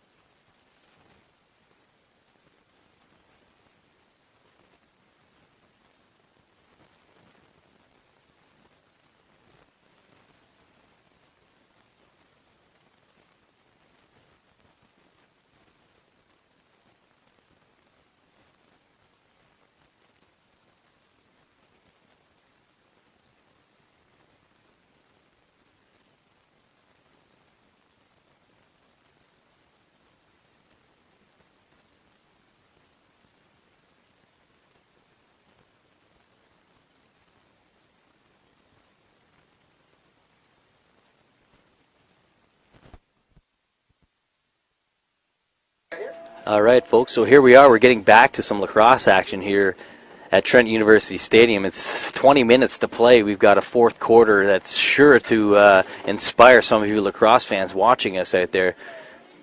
It's the Western Mustangs leading the McGill Redmen right now by a score of 4-3. It's been a tight game. McGill won the third quarter, outscoring Western 2-1, but this Western Mustangs team, they're a chintzy team on defense. It hasn't been easy for McGill to get anything on offense, and for the Western Mustangs, they've had their chances. They're out shooting the Redmen just by one shot, 14-13, but Riley McGillis has been huge in net for the Redmen. So here we go. McGill win that face-off. Now it's the long polar getting it up for Alex Rohrbach. Rohrbach goes back, and it's the long polar firing a huge shot. It's Kyle Robinson, the New Westminster, BC native, doing a great job getting the loose ball in his own end, bringing it up the field, and then getting on the receiving end of a nice pass from Brandon McLean. That's and just the long polar ties this game play. at 4. It's amazing to see. Not wasting any time, where the McGill Redmen getting back on the board here in the fourth quarter. It's number 24, as we mentioned, Kyle Robinson with that goal. No bigger goal, I'm sure, in his career than that one right there to tie this game. So right now at the face-off circle, it's Sam Neeb and Brandon McLean coming up. Big face-off here. They've all been big today. And it's Brandon McLean stepping up and winning this one cleanly to himself. He makes a long pass to Alex Rohrbach, and Rohrbach's going to take this one out to the far wing. He's guarded closely by Ryan Kavanaugh. Rohrbach goes back up for the face-off man, McLean. McLean looks to the bench. He's got his teammate there, Connor Goodwin. Goodwin now across the restraining line there, and he circles back up top. McGill just refuses to go away, and we saw that in the Guelph game as well. They just press and press, and they are just not going anywhere. Nice shot on net. Huge save by Zach Grace to keep that one tight. Whistles here. Unfortunately, we're not clear on where this is going to go. Referees are going to sort this out. Ian Garrison and Joe McDonald talking this one over real quick. Simultaneous fouls, it might look like. So we're going to have a face-off, I believe, over here on the close side of the field. We haven't seen that yet this weekend. No, exactly. It's simultaneous fouls, so we're going to have a face-off here. It's going to be Neeb and McLean again. This time, instead of on the 50-yard line, they're going to do it from the 10-yard line here.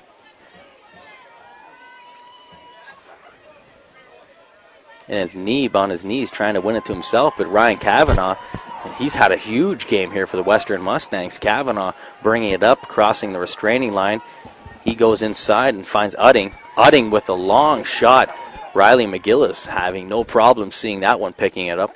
And it's McGill coming back.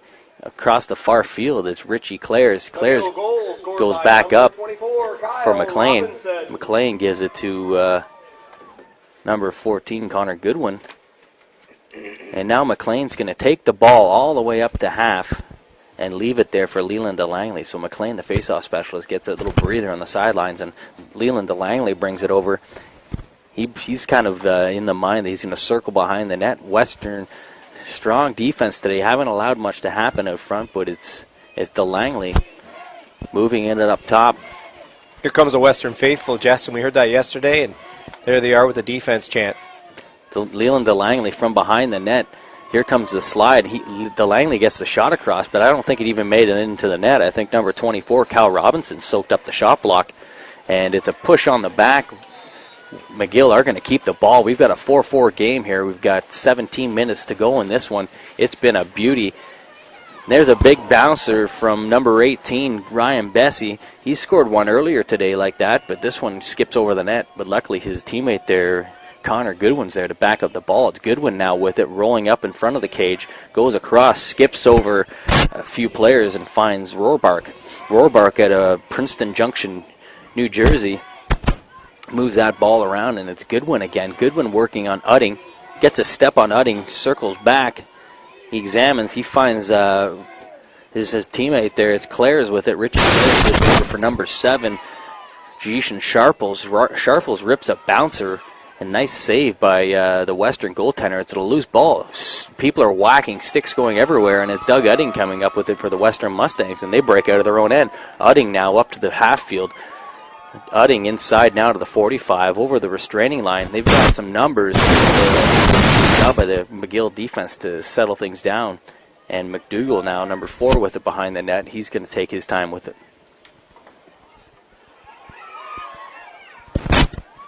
Fans are getting behind it now. Here's McCrory, the rookie and leading scorer for Western. Throws it behind the net. McDougall then tosses it out front for Dylan Ham. Ham can't get enough on it, and McGillis comes up with another good save. So this is the Baggataway Championships here. The Baggataway Cup is on the sidelines. It's going to go to a new team this year. Bishops won it last year.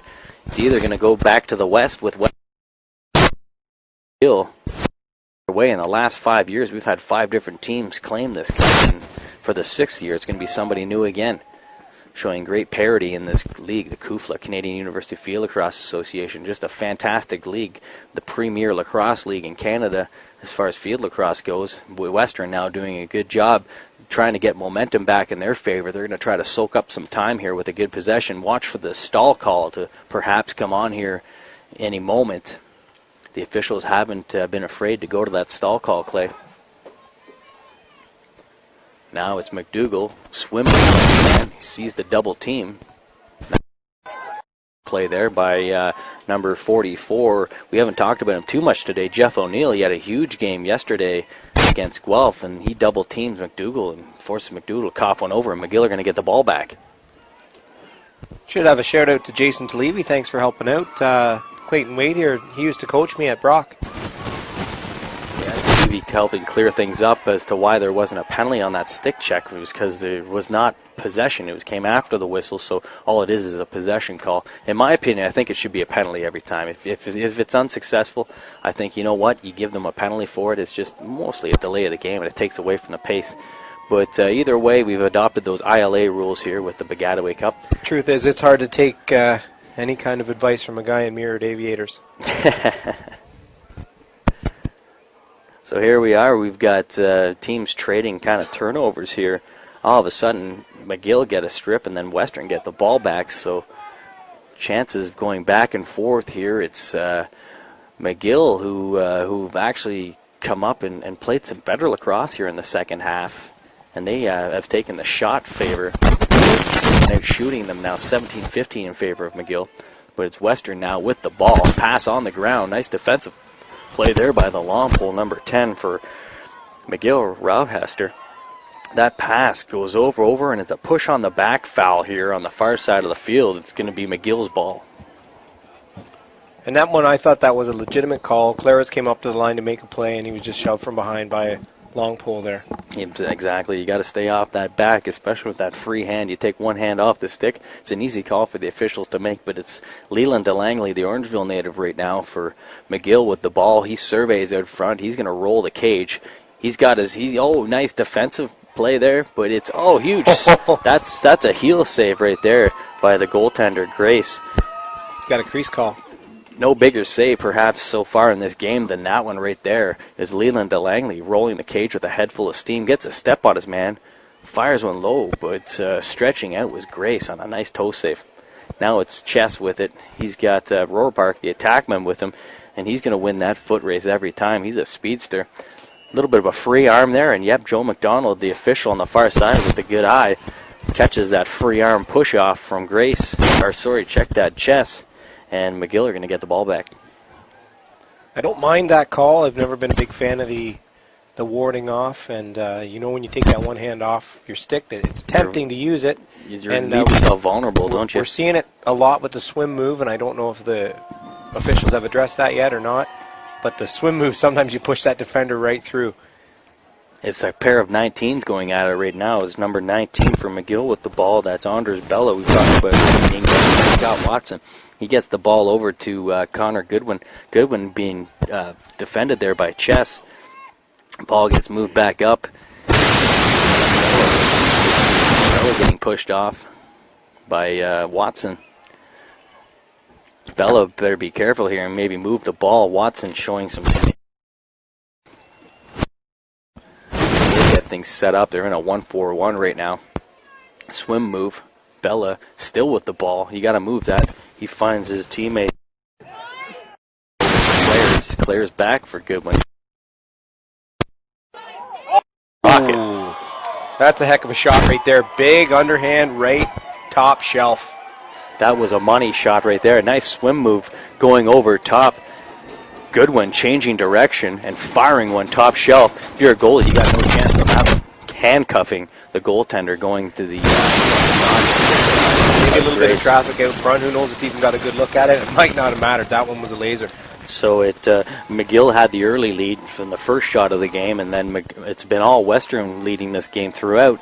Now McGill with the underhand blast, and now McGill find themselves with 10 minutes to go in this game. They've got the 5-4 lead. This one's going to come down to the wire, folks. That's amazing, and McGill has just shown that resilience all weekend long, just being able to hang around, and with the skill to get it done. We haven't gone on and on about their long poles, but they have definitely done a great job, included. Yeah, we've been treated to a nice game. We've got Quinn Anglican, 5 different teams over the last 5 years. Played for Freedom Off. 2007 is his alma mater. There you go. Mac, Brock, and Guelph, and I think that would be a repeat there, Brock, and then this year will be the 5th year in a row that's different. Right. Is that what I'm understanding here? That's what we're seeing. Go back all the way to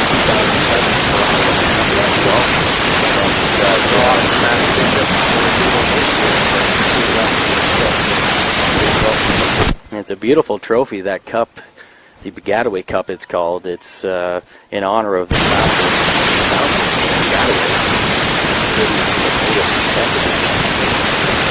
A lot of people don't realize that the men are really able to play together.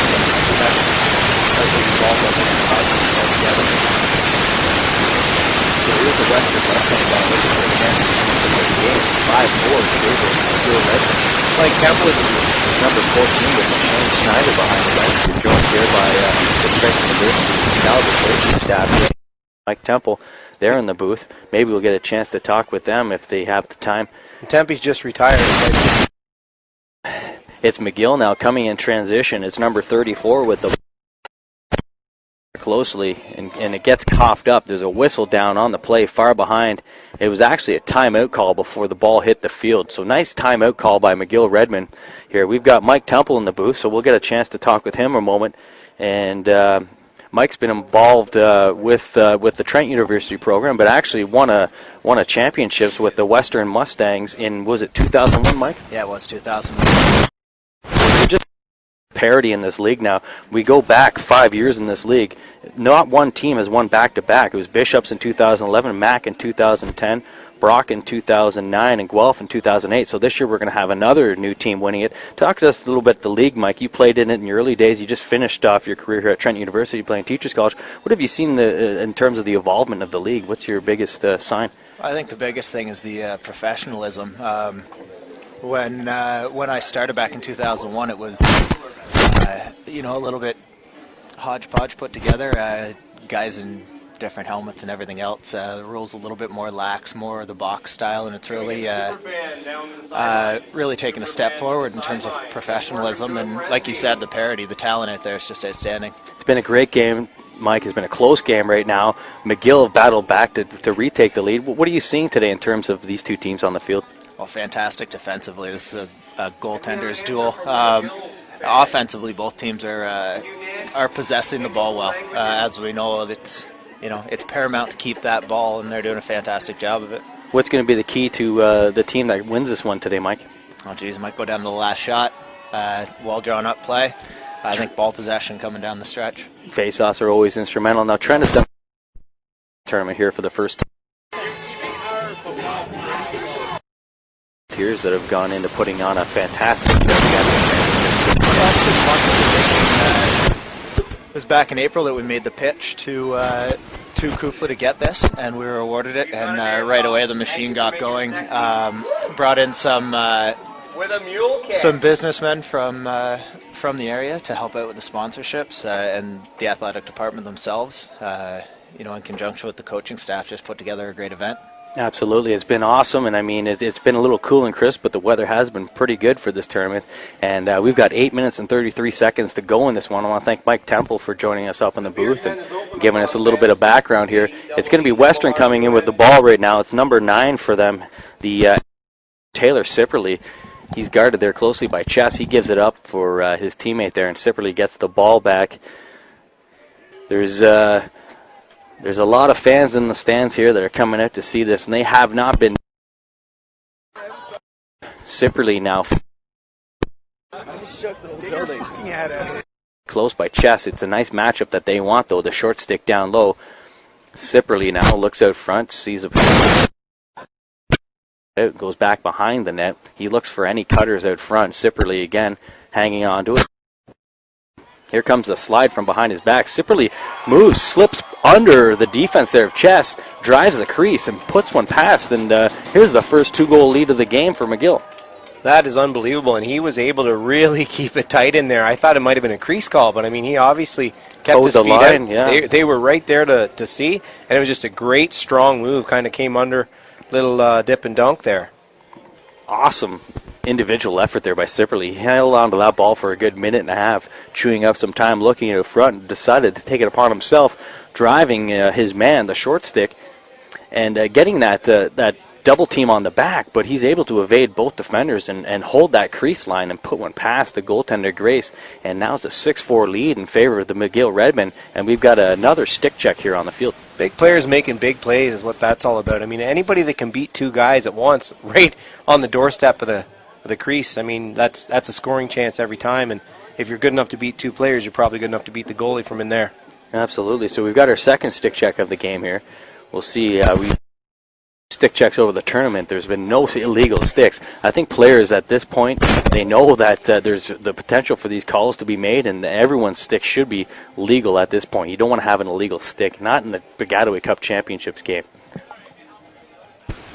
So it looks like it's going to be legal again. That's going to be a big boost for the Redmen. So we did have a stick check there once again, but it is all legal, so the goal will stand. It's 6-4 now in favor of the McGill Redmen. Sipperly on the nice individual effort there. That's his second goal of the game, so the American coming up big for his team. Taylor Sipperly out of Charlotte, North Carolina, USA. He's a big boy, standing 6'2" with it.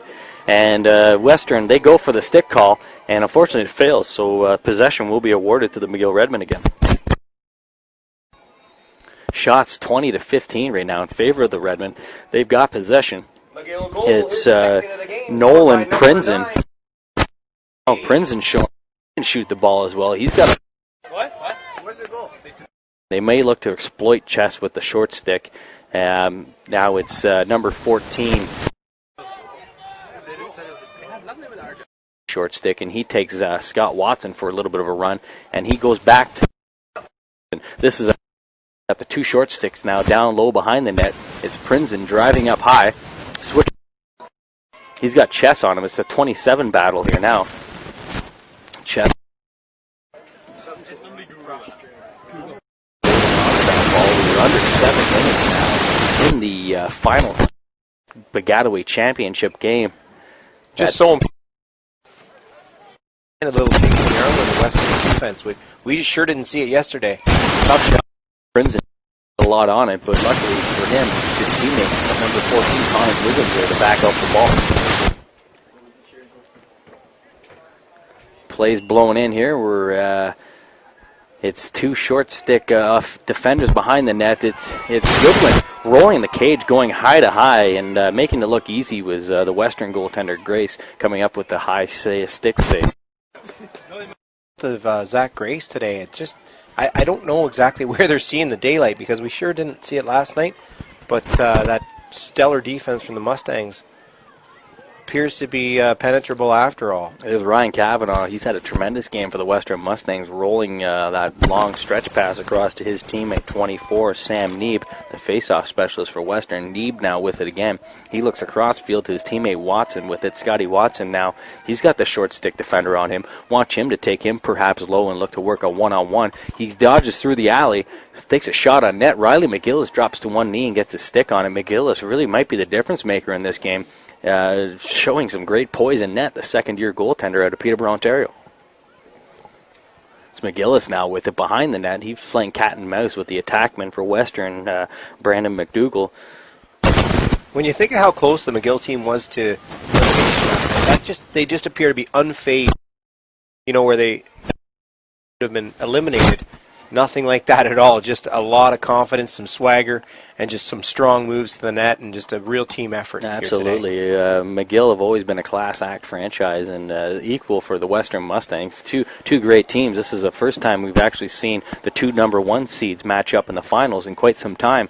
Just shows you the strength in the league. With it on offense again. It's a high blast. I think that was just kind of a field goal attempt shot by number 19, Bella. He sees that he had two men deep there. Oftentimes in lacrosse, if you have your attackman below the net, you might want to just have a change of look, and you fire one high on purpose just to get a different look and different feel. So now it's Leland DeLangley working the one-on-one behind the net. He's short stick. Leland, he's showing great hands and great. He moves it up top here for Clares. Clares moves it across for number 9, Sipperly. We saw Sipperly. He's already got on the blast, so he's going to attract some long pull attention. As Leland DeLangley now behind the two short sticks behind the net here. Probably just to kill off some clock here. 4 minutes to go in the fourth quarter. McGill right now with the 2-goal lead. We got Sipperly, North Carolina. Amazing recruitment here on McGill's part. They've got players from the west coast of Canada all the way into the eastern seaboard here in the U.S. And here's that stall call, but it has been brought on early, and it's slipping and turning back in the X position. He's with it. He has the mind to shoot, but he hangs on and spins around, and he his man, it's over there for Rohrbark. Rohrbark guarded nicely. Kavanaugh makes the strip play over the top, going over his head. Little bit of a gamble there, but I mean, it paid off. And here it is, Petrie in transition, the long polar of the year for Western. Oh, look at that collision. It's the long polar Petrie kind of doing a stutter coming up with a huge contact there and forcing a turnover, but flag down on the play right now. This is a tough call. It's a slashing penalty going against the Western Mustangs, number 1, Eric Petrie.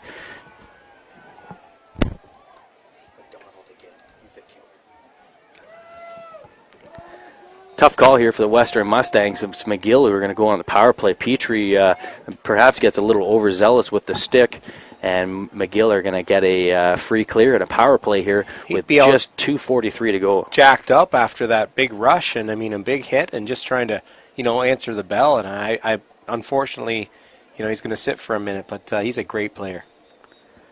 You got to appreciate Christine Konishida. She's watching us from McGill, and she's got the understanding that every time she tweets at me that it relates to a McGill goal. So good on her, and you seem to be right.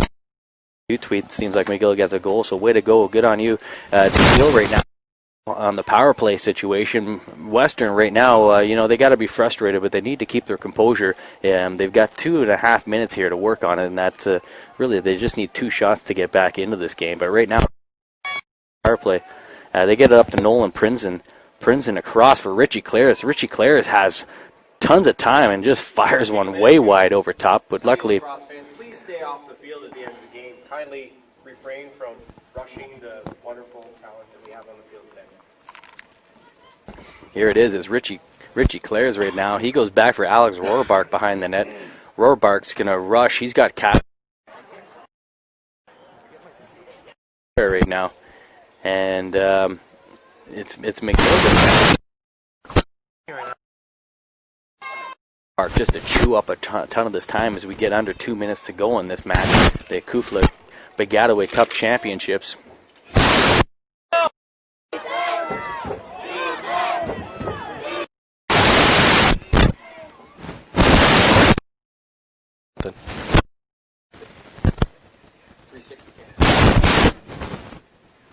So we got a timeout now here on the good call by McGill right now. They'll probably use this opportunity to rest up some of their legs guys like Rohrbark, the speedster, who's been killing some of this penalty, and head coach Tim Murdoch of the McGill making a nice timeout call here. So we got a minute 43 unofficially there on the clock.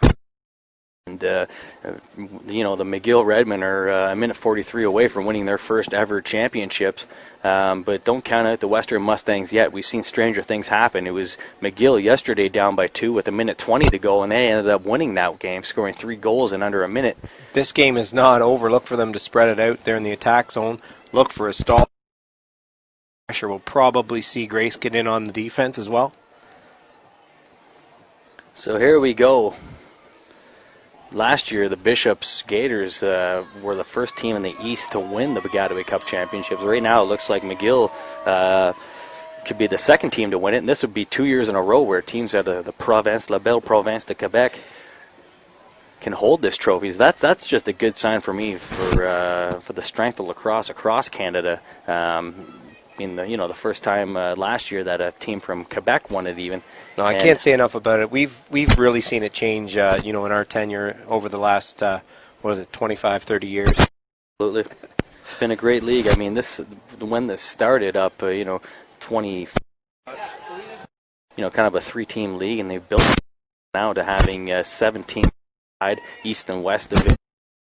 Even talks of a couple joining the league next year in Nipissing and York. It'd be great to see York get a team again. Should be enough lacrosse players around there to. So right now, it's a minute. McGill, McLean right now, the face-off specialist, getting some attention from Eric. Of play, too bad he couldn't hold his tongue there. That could prove to be costly. We'll see. There's a shot on net. It goes wide of the goal, but Western's there to back it up. It's McDougall with it. He's been strong today. He finds McCrory. Watch for McCrory here. He's dangerous. He is Western's leading scorer, scoring a couple nice goals yesterday in that semifinal game. Blasting one on net here, but going well wide. But still, it's McDougall with it. And let's see here. We've got under a minute to go here. Looks like Jeff McKinley, Trent's head coach and official timer for this game, is about to step onto the field, so we will have probably just 30 seconds to go here. We've got Western, hold on. It's number 19 on the crease, Scott Watson, blasting one past Riley McGillis. Quite a ball game, and I didn't notice if official timer there, Jeff McKinley, was on the field at that point. He was. He stepped onto the field. So we're in under 30 seconds, and here we are, live game, and this is just a lot of excitement. McGill's been here before. On the other end, comeback happen, and we'll see if they can come up with a big stop here. No bigger face-off right now for McGill. Brandon McLean. He's been so and rightfully so for all Sam weekend. Neeb, number 24 for the Western Mustangs. This is going to be a huge possession here. On the Baggataway Cup, and it's McLean. Timer's on the field. Losing it here. It's Eric Petrie. The long. Eric Petrie still with possession. That timer is on. Western. Wow. Huge face. McLean possession there, but couldn't keep his footing. He coughs it up, and Eric Petrie, the all-Canadian long poler for Western, getting the ball into the offensive end, and Western with that timeout, and they use it wisely. They'll go to the drawing board here. Fans, this is what it's all about. Wow, 2012, what a season it's been. And it comes down to this. Western Mustangs, 13.6 seconds left in this game. From what we've seen so far, Jesse, we should have expected it. Absolutely. It's been quite a weekend, and want to thank Trent again. Want to thank CUFLA. And it's just so impressive. Ryan McGrath just came into the booth and said, we're working on MVPs. Very, very tough job to do today. They've been amazing. So many guys, I'm sure, were meant to conversation. Oh, absolutely. Look at this now. The fans are on their feet here, and it's Western with possession here. They've got 13.6 seconds. That's enough time, in my opinion, to get off one good shot, and we'll see what happens here, folks. It's the play's getting blown in on the far side of the field. It's scorer with McDougall. McDougall blasts and scores it. McCrory running in with a head full of steam, sucking out the goaltender. McCrory's going to shoot it. He dishes it off to his right to McDougall. Sorry, check that. Yeah, it was it was Sam Needoff, man. Number 24 blasting it. And these names, just superstars, come up again and again, and got just big players making big plays, and we've seen it all weekend. Why should today be any different? Absolutely. What a finish. What a 6 finish. And they will check the scorer's stick on this one, so if it, we will, chances are we're going to have our second straight game. Only, a few seconds left on this clock. I'm going to ask DJ Dubai if he's got I Need a Hero. Thanks for tuning in, fans. There's we've had a lot of fans tuning in. We surpassed the 250 fan mark on the SSN network. And we're delighted that we were able to get you lacrosse games at the Baggataway Championship Tournament here from Trent University. Huge momentum swing right now. Western coming back to tie it. Is making from behind to tie it. And eventually they Guelph. So what a finish, folks. I mean, you couldn't ask for a better lacrosse tournament and a better finish.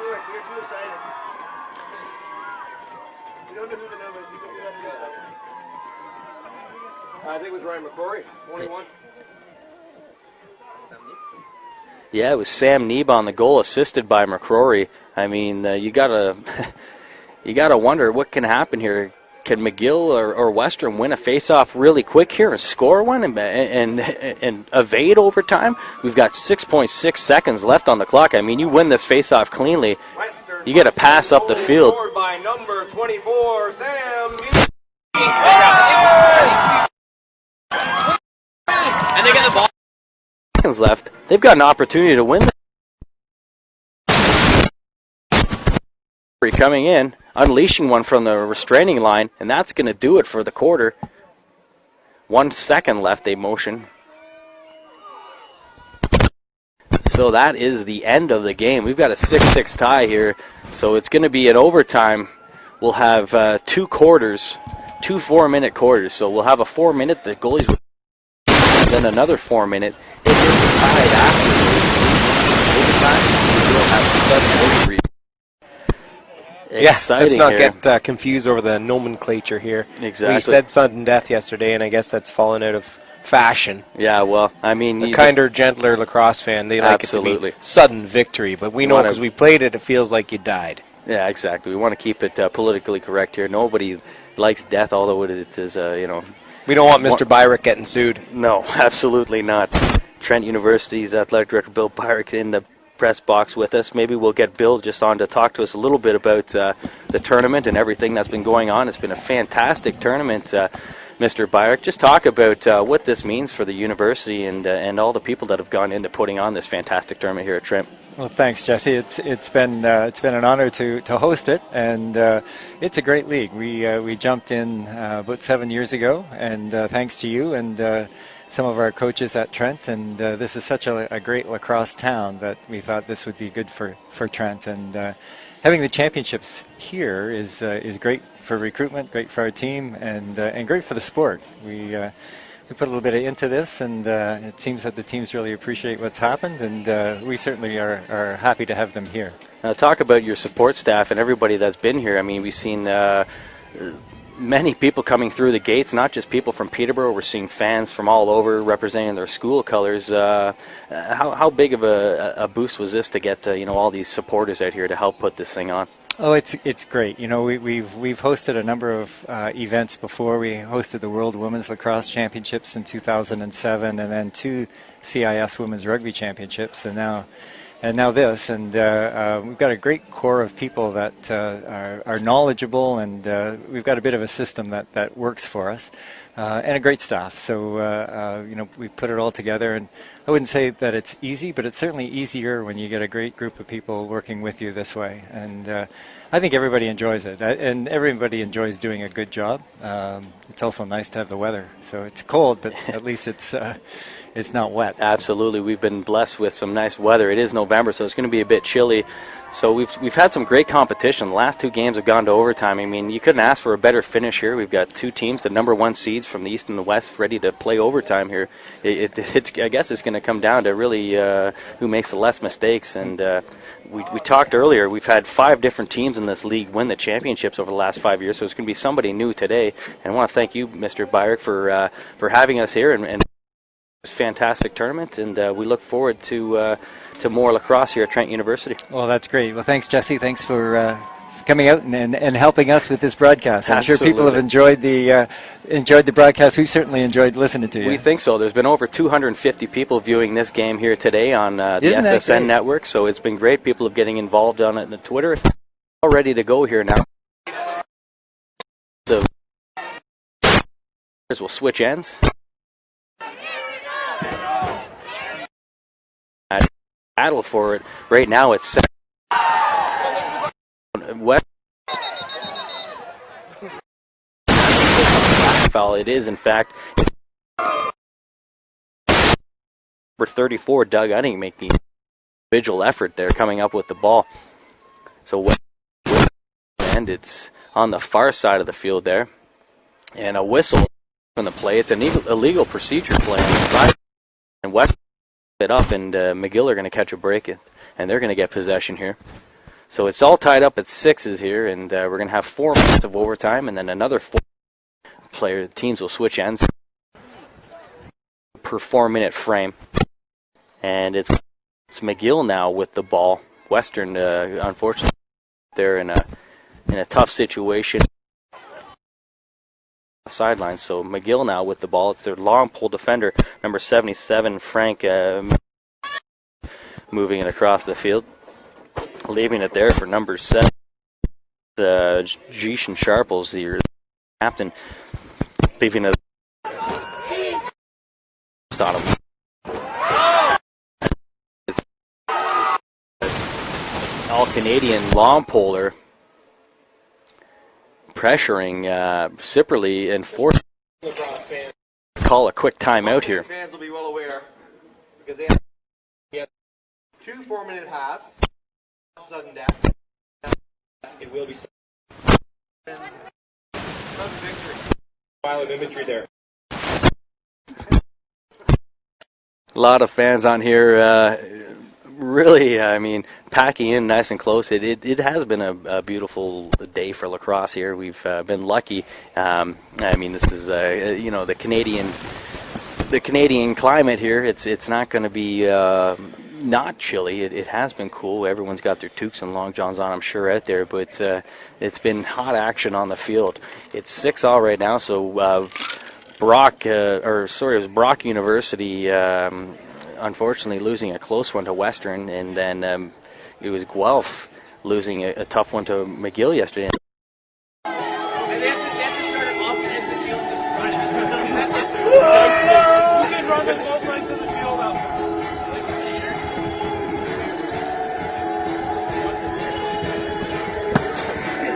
This is Mustang. We'll be practicing watching. And the matchups just didn't work in their favor. So the home team bowed out, but you know what? We haven't seen that affect the attendance that much. Some great lacrosse fans showing the great lacrosse fans faces here, guys. Guy Wasson, John Grant, Phillips,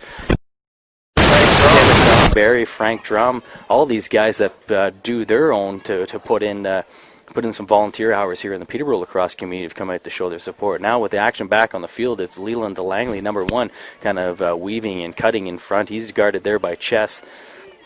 Chess has been busy today. Leland DeLangley gets a step on his man, and Zach Grace comes out at the top of the crease and falls onto one knee and makes a huge save there to keep this game all squared for the time being. Grace now finds Ryan Kavanaugh out on the far wing. Kavanaugh, a member of the elite lacrosse program and a Burlington native, plays his lacrosse with the Burlington Chiefs in the summer. He gets it back to his goal. Who's when called upon has been good, and he gets it back over for Kavanaugh. They play kind of a little game of catch, and Kavanaugh has some free space, and then he moves it off for his teammate Snyder moves it across for Watson. Watson now with it. He's got the short stick. Yeah, his feet moving and brings it down low behind the net. Gets it across for his teammate there, number 25, Dylan. Ham moves it across now. It's number 4 with it. That's Brandon McDougall. McDougall now got the short stick. He's going to walk the ball down low behind the goal line extended. And we can see the strategy here. They want a mistake-free ball game from now on. He's looking for a matchup there. Absolutely. Got a short pole on the side of the crease. We haven't seen a shot on net yet, except in the other end where we're from the crease. Western yet to get a shot on net. Over a minute to go here in the first overtime period. All tied at 6s. It's McDougall with it behind the net now. He's got number 2. It's Ozzie Long guarding him. It's keeping track of shots all game, and very 2-19. Ozzie Long now with a nice defense on McDougall.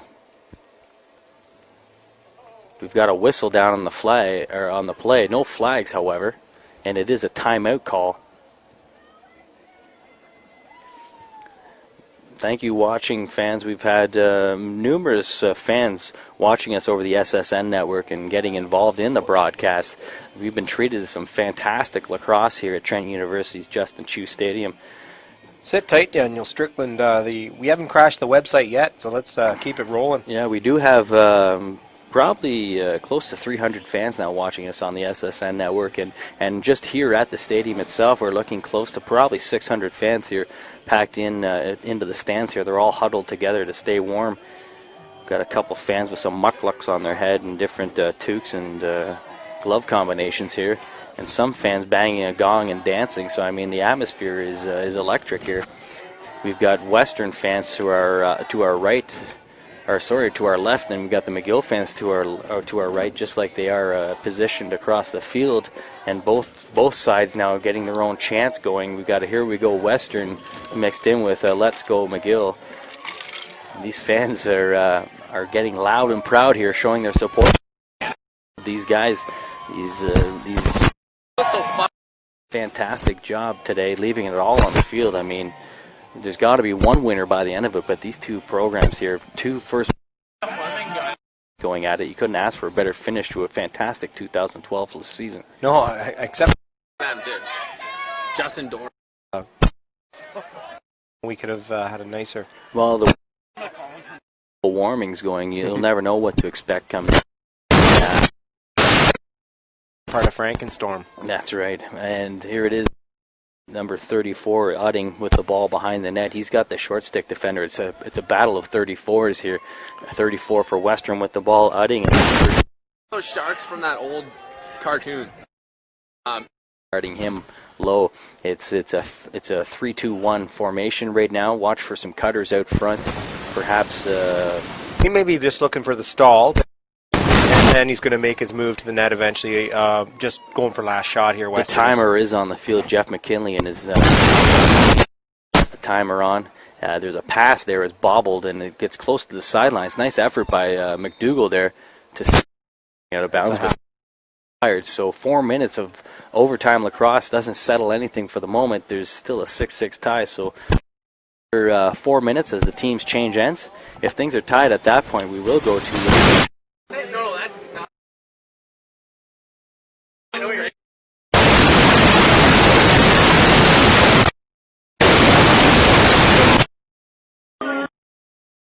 They're just in gray suits.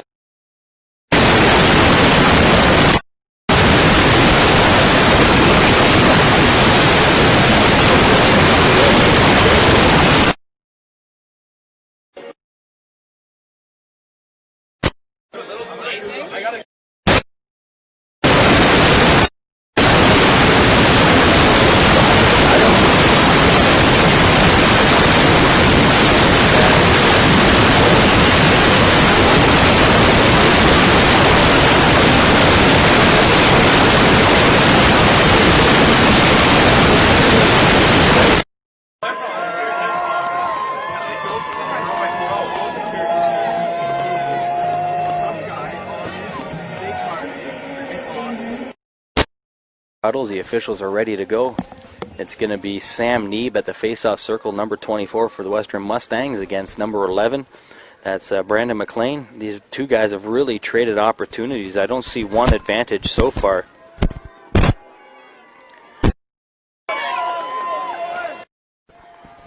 It's all tied 6.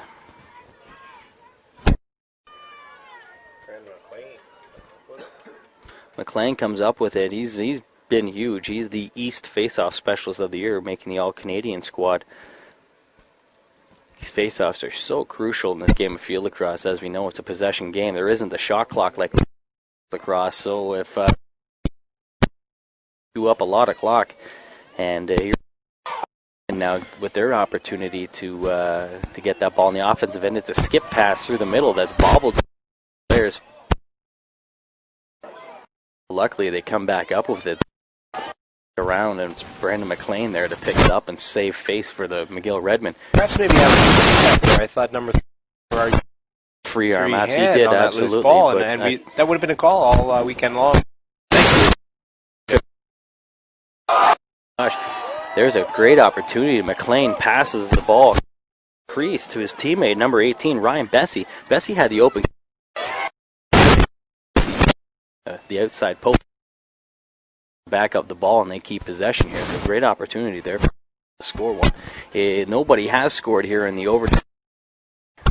It's Ben now with the shot. Big save by Grace. Teams battle for it. It's the Western coming up with the ball. It's number 24. Sam Neeb coming up with it. That pass, and the long pole's the way up. Matt Spranger out of the Toronto area. We have him, but making a nice run up the field. And look at that. Riley McGill is coming out of the net to clamp down on number 4, Brandon McDougall, taking away a scoring opportunity. Some guys just know what's on the line, and they're going to rise to the occasion there. Riley McGill has a nice play. Big loose ball for it now down in McGill's corner. It's McGill, their long pole defender, number 24, Kyle Robinson, making a nice play on the loose ball and then finding his goal. 26, Riley McGill ball up near the 50. He's still got some room and some space. Nobody's challenging him just yet. He gets near the line and then finds Alex Rohrbark down in the corner. Rohrbark with it, and then McGill will call that timeout. Both teams have one timeout per quarter. Just minutes, minute 58 seconds here, unofficially on the minute 59, just as I say that. So almost speechless. I mean, the game really for itself, and here and you say the same things over and over again, but they've really gotten it done on the field all weekend long. It's been close. I mean, I don't think anybody could have predicted it'd be this close, these final games, and it's been a real treat. 6-6 is still the score here in overtime.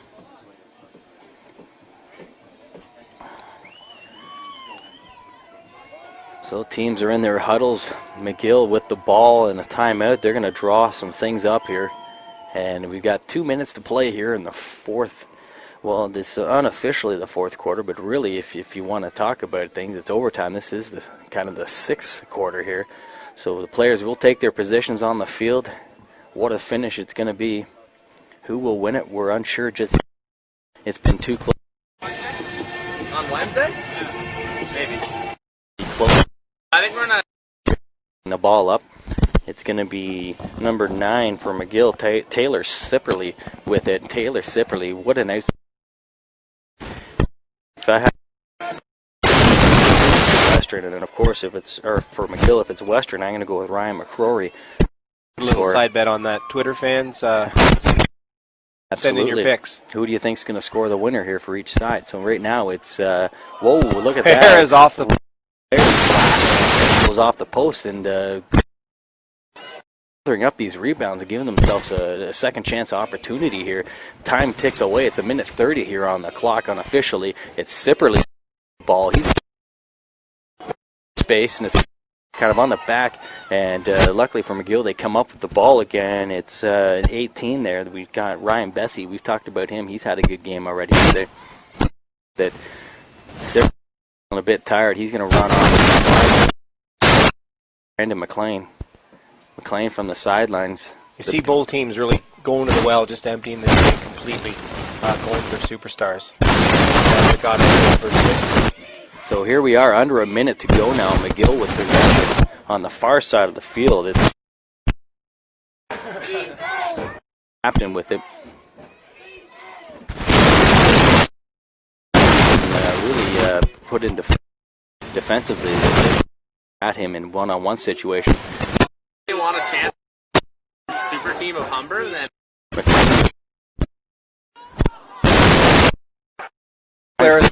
Up top. He hasn't been able to hit the net. No, it's either gone well wide up top or skipped it wide. But his teammates have been there to back it up. Now the on the field is Leland DeLangley now rolling the cage with it. He's guarded there closely by Matt Sprenger, who's doing a good job locking it off. And there it is. 7. Sharples with it. Beautiful power move coming from behind the net, swinging up high. Mark move, and then throwing it top. So sure enough, it's not entry, whatever you want to call that situation. But I'm sure that if you're a Western Mustang, you're concerned. This is the tough one. I think if you're Western right now, I don't think you make the stick call.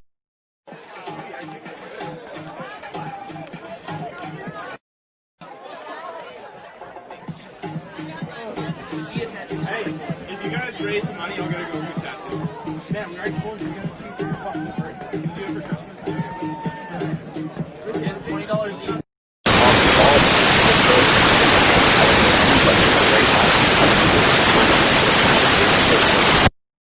each. Measurement period. But for the time, it's, the McGill Redmen with the advantage. Yeah, I mean, as a strategy, it's desperation. I mean, what else can you do? You've got to stop.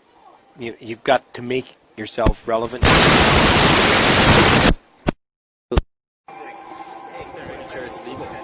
Over, as I mentioned, go over things like the stick length itself in its entirety. They go over the pocket and the depth. They also look at the measurements of the stick's head and make sure that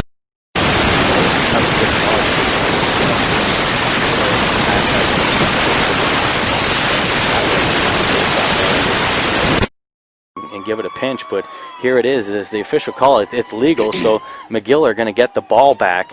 And right now, if you're the Western Mustangs, you've got to kind of pull your goalie off and lock off and double team that ball. So you'll probably see Petrie and Kavanaugh double teaming that ball. Don't really matter. Pocket is a 30-second technical because that could happen within the game. In a wet game or something, the pocket could become a little bigger. It's a short stick and a pinched head. That's So here we go. It's official now. That goal will stand. It's 7-6 in favor of the McGill Redmen.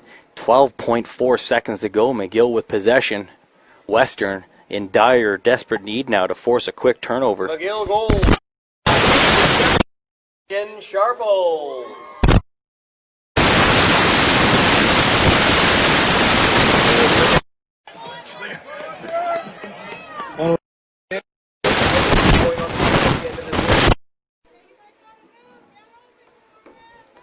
So Sharples now, he's got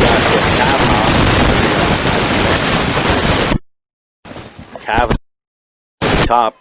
Sharples showing some great foot speed here, running that ball low. It looks like it's going to be a championship here for the McGill Redmen as time ticks away. The Baggataway Cup looks like it will stay in the Belle Province. And that's the game, folks. The McGill Redmen are your 2012 Canadian University Association Baggataway Cup champions. That is their first one. That's their first championship. Play. And there's a little bit of frustration down in the corner, some linen on the field.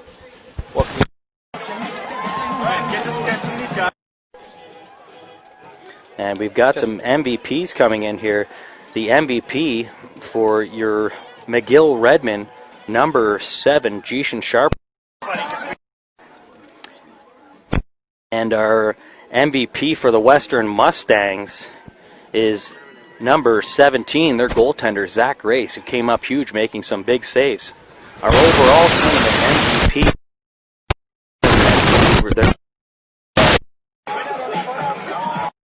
Brandon McLean, doing a fantastic job winning face-offs in key situations. Congratulations to all. Tournament MVP, Brandon McLean. Game MVP for today, number 7, and the Western MVP, number 17, the goaltender, Zach Race. I'm Jesse Thomas, and for Clayton Wade, broadcasting SSN Network.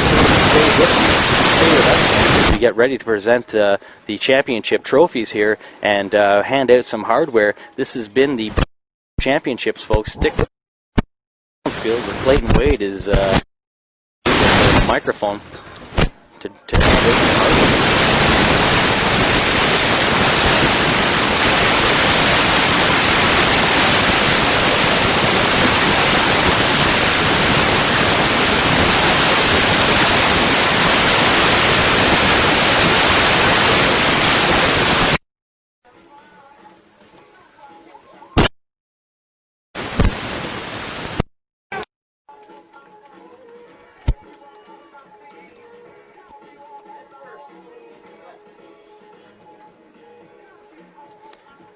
What a fantastic finish to this one. I don't think any of the fans are going to go home disappointed. Their feet right now applauding. The players are going to go through their handshakes, and then we'll have some ceremonial. They'll hand out some awards here. What a finish, folks. I'm just delighted to be able to bring you these games, and what a finish it has been. I think everyone out there is just able to see now how much talent there is in this lacrosse league. It was a fantastic finish here. Overtime, who would have thought it? And it's McGill Redmen finding a way to win. The lead changed a couple times, and they hang on. Hats off to Mike Frith and the Western Mustangs, though. These guys never quit. What a team. They've got some youngsters on this team, and you know they're going to be right back in the mix next year. There's too many good players on each team. Both teams have done a fantastic job recruiting in the offseason. Both of them. We're going to just take a little bit of a pause, but stay with us. As far as the commentary, we're going to get it down to the field, and we'll have the official trophy ceremony here handed out and the players of the game and tournament.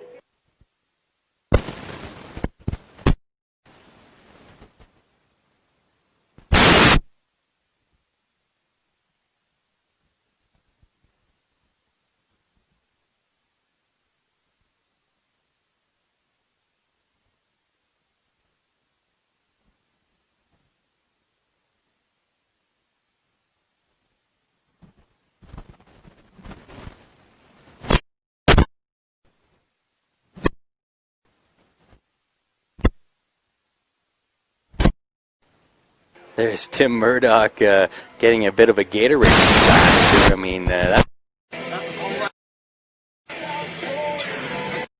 his head. It's freezing out there, but hats off to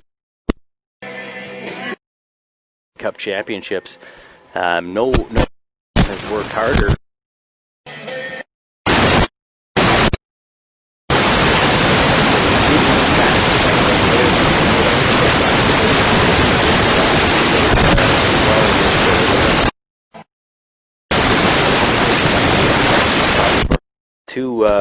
Two first-place teams, McGill and the first-place team representing the West, Western Mustangs. Huge finish here today. We're going to throw it down now as the players get ready to hand out some hardware. There's Trent University President Steve Franklin,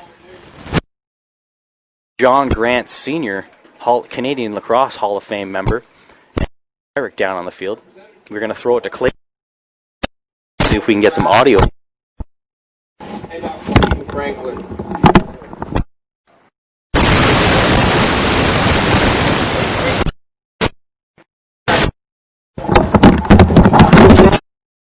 Volunteers and folks.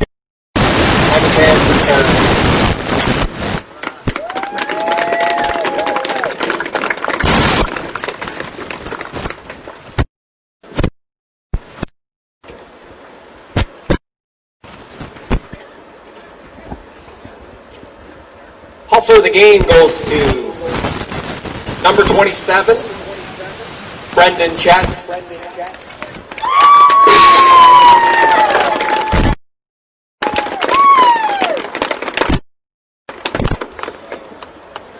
From McGill, number 2, Aussie Long.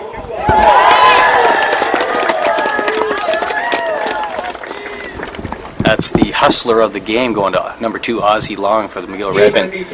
Hustler of the game for Western going to number 27, Brendan Chess.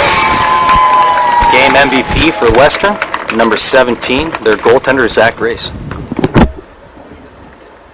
From McGill, with a very big goal, number 7, Just.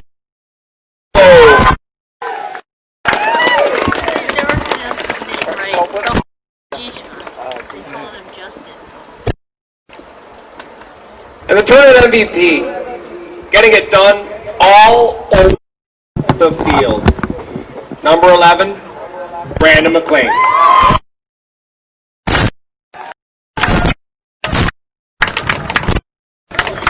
Number 11, Brandon McLean, getting the MVP for the tournament, doing it all over the field, especially at the face-off circle and in the offensive end, but also in the defensive end. So a great choice for MVP going to Brandon McLean, number 11.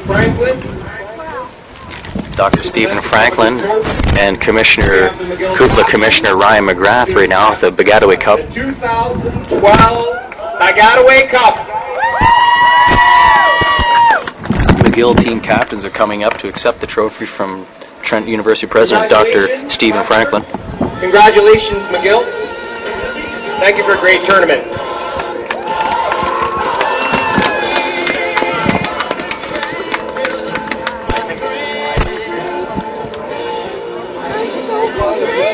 Yeah, of course I did all the work, right?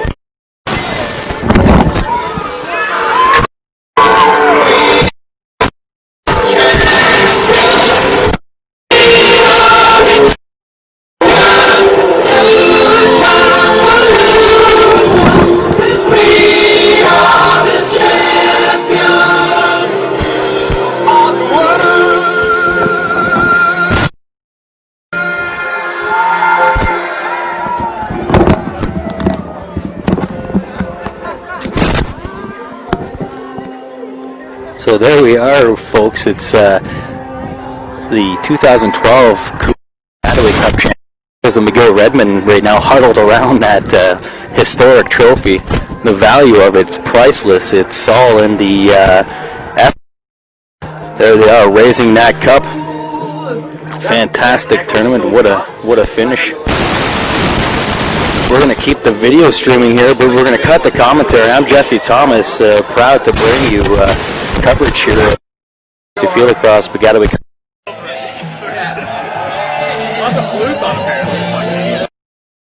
The cup will stay in the province of 2 years in a row. Bishops being the first winner from the East. McGill are going to bring it back to Quebec this year. Time victory.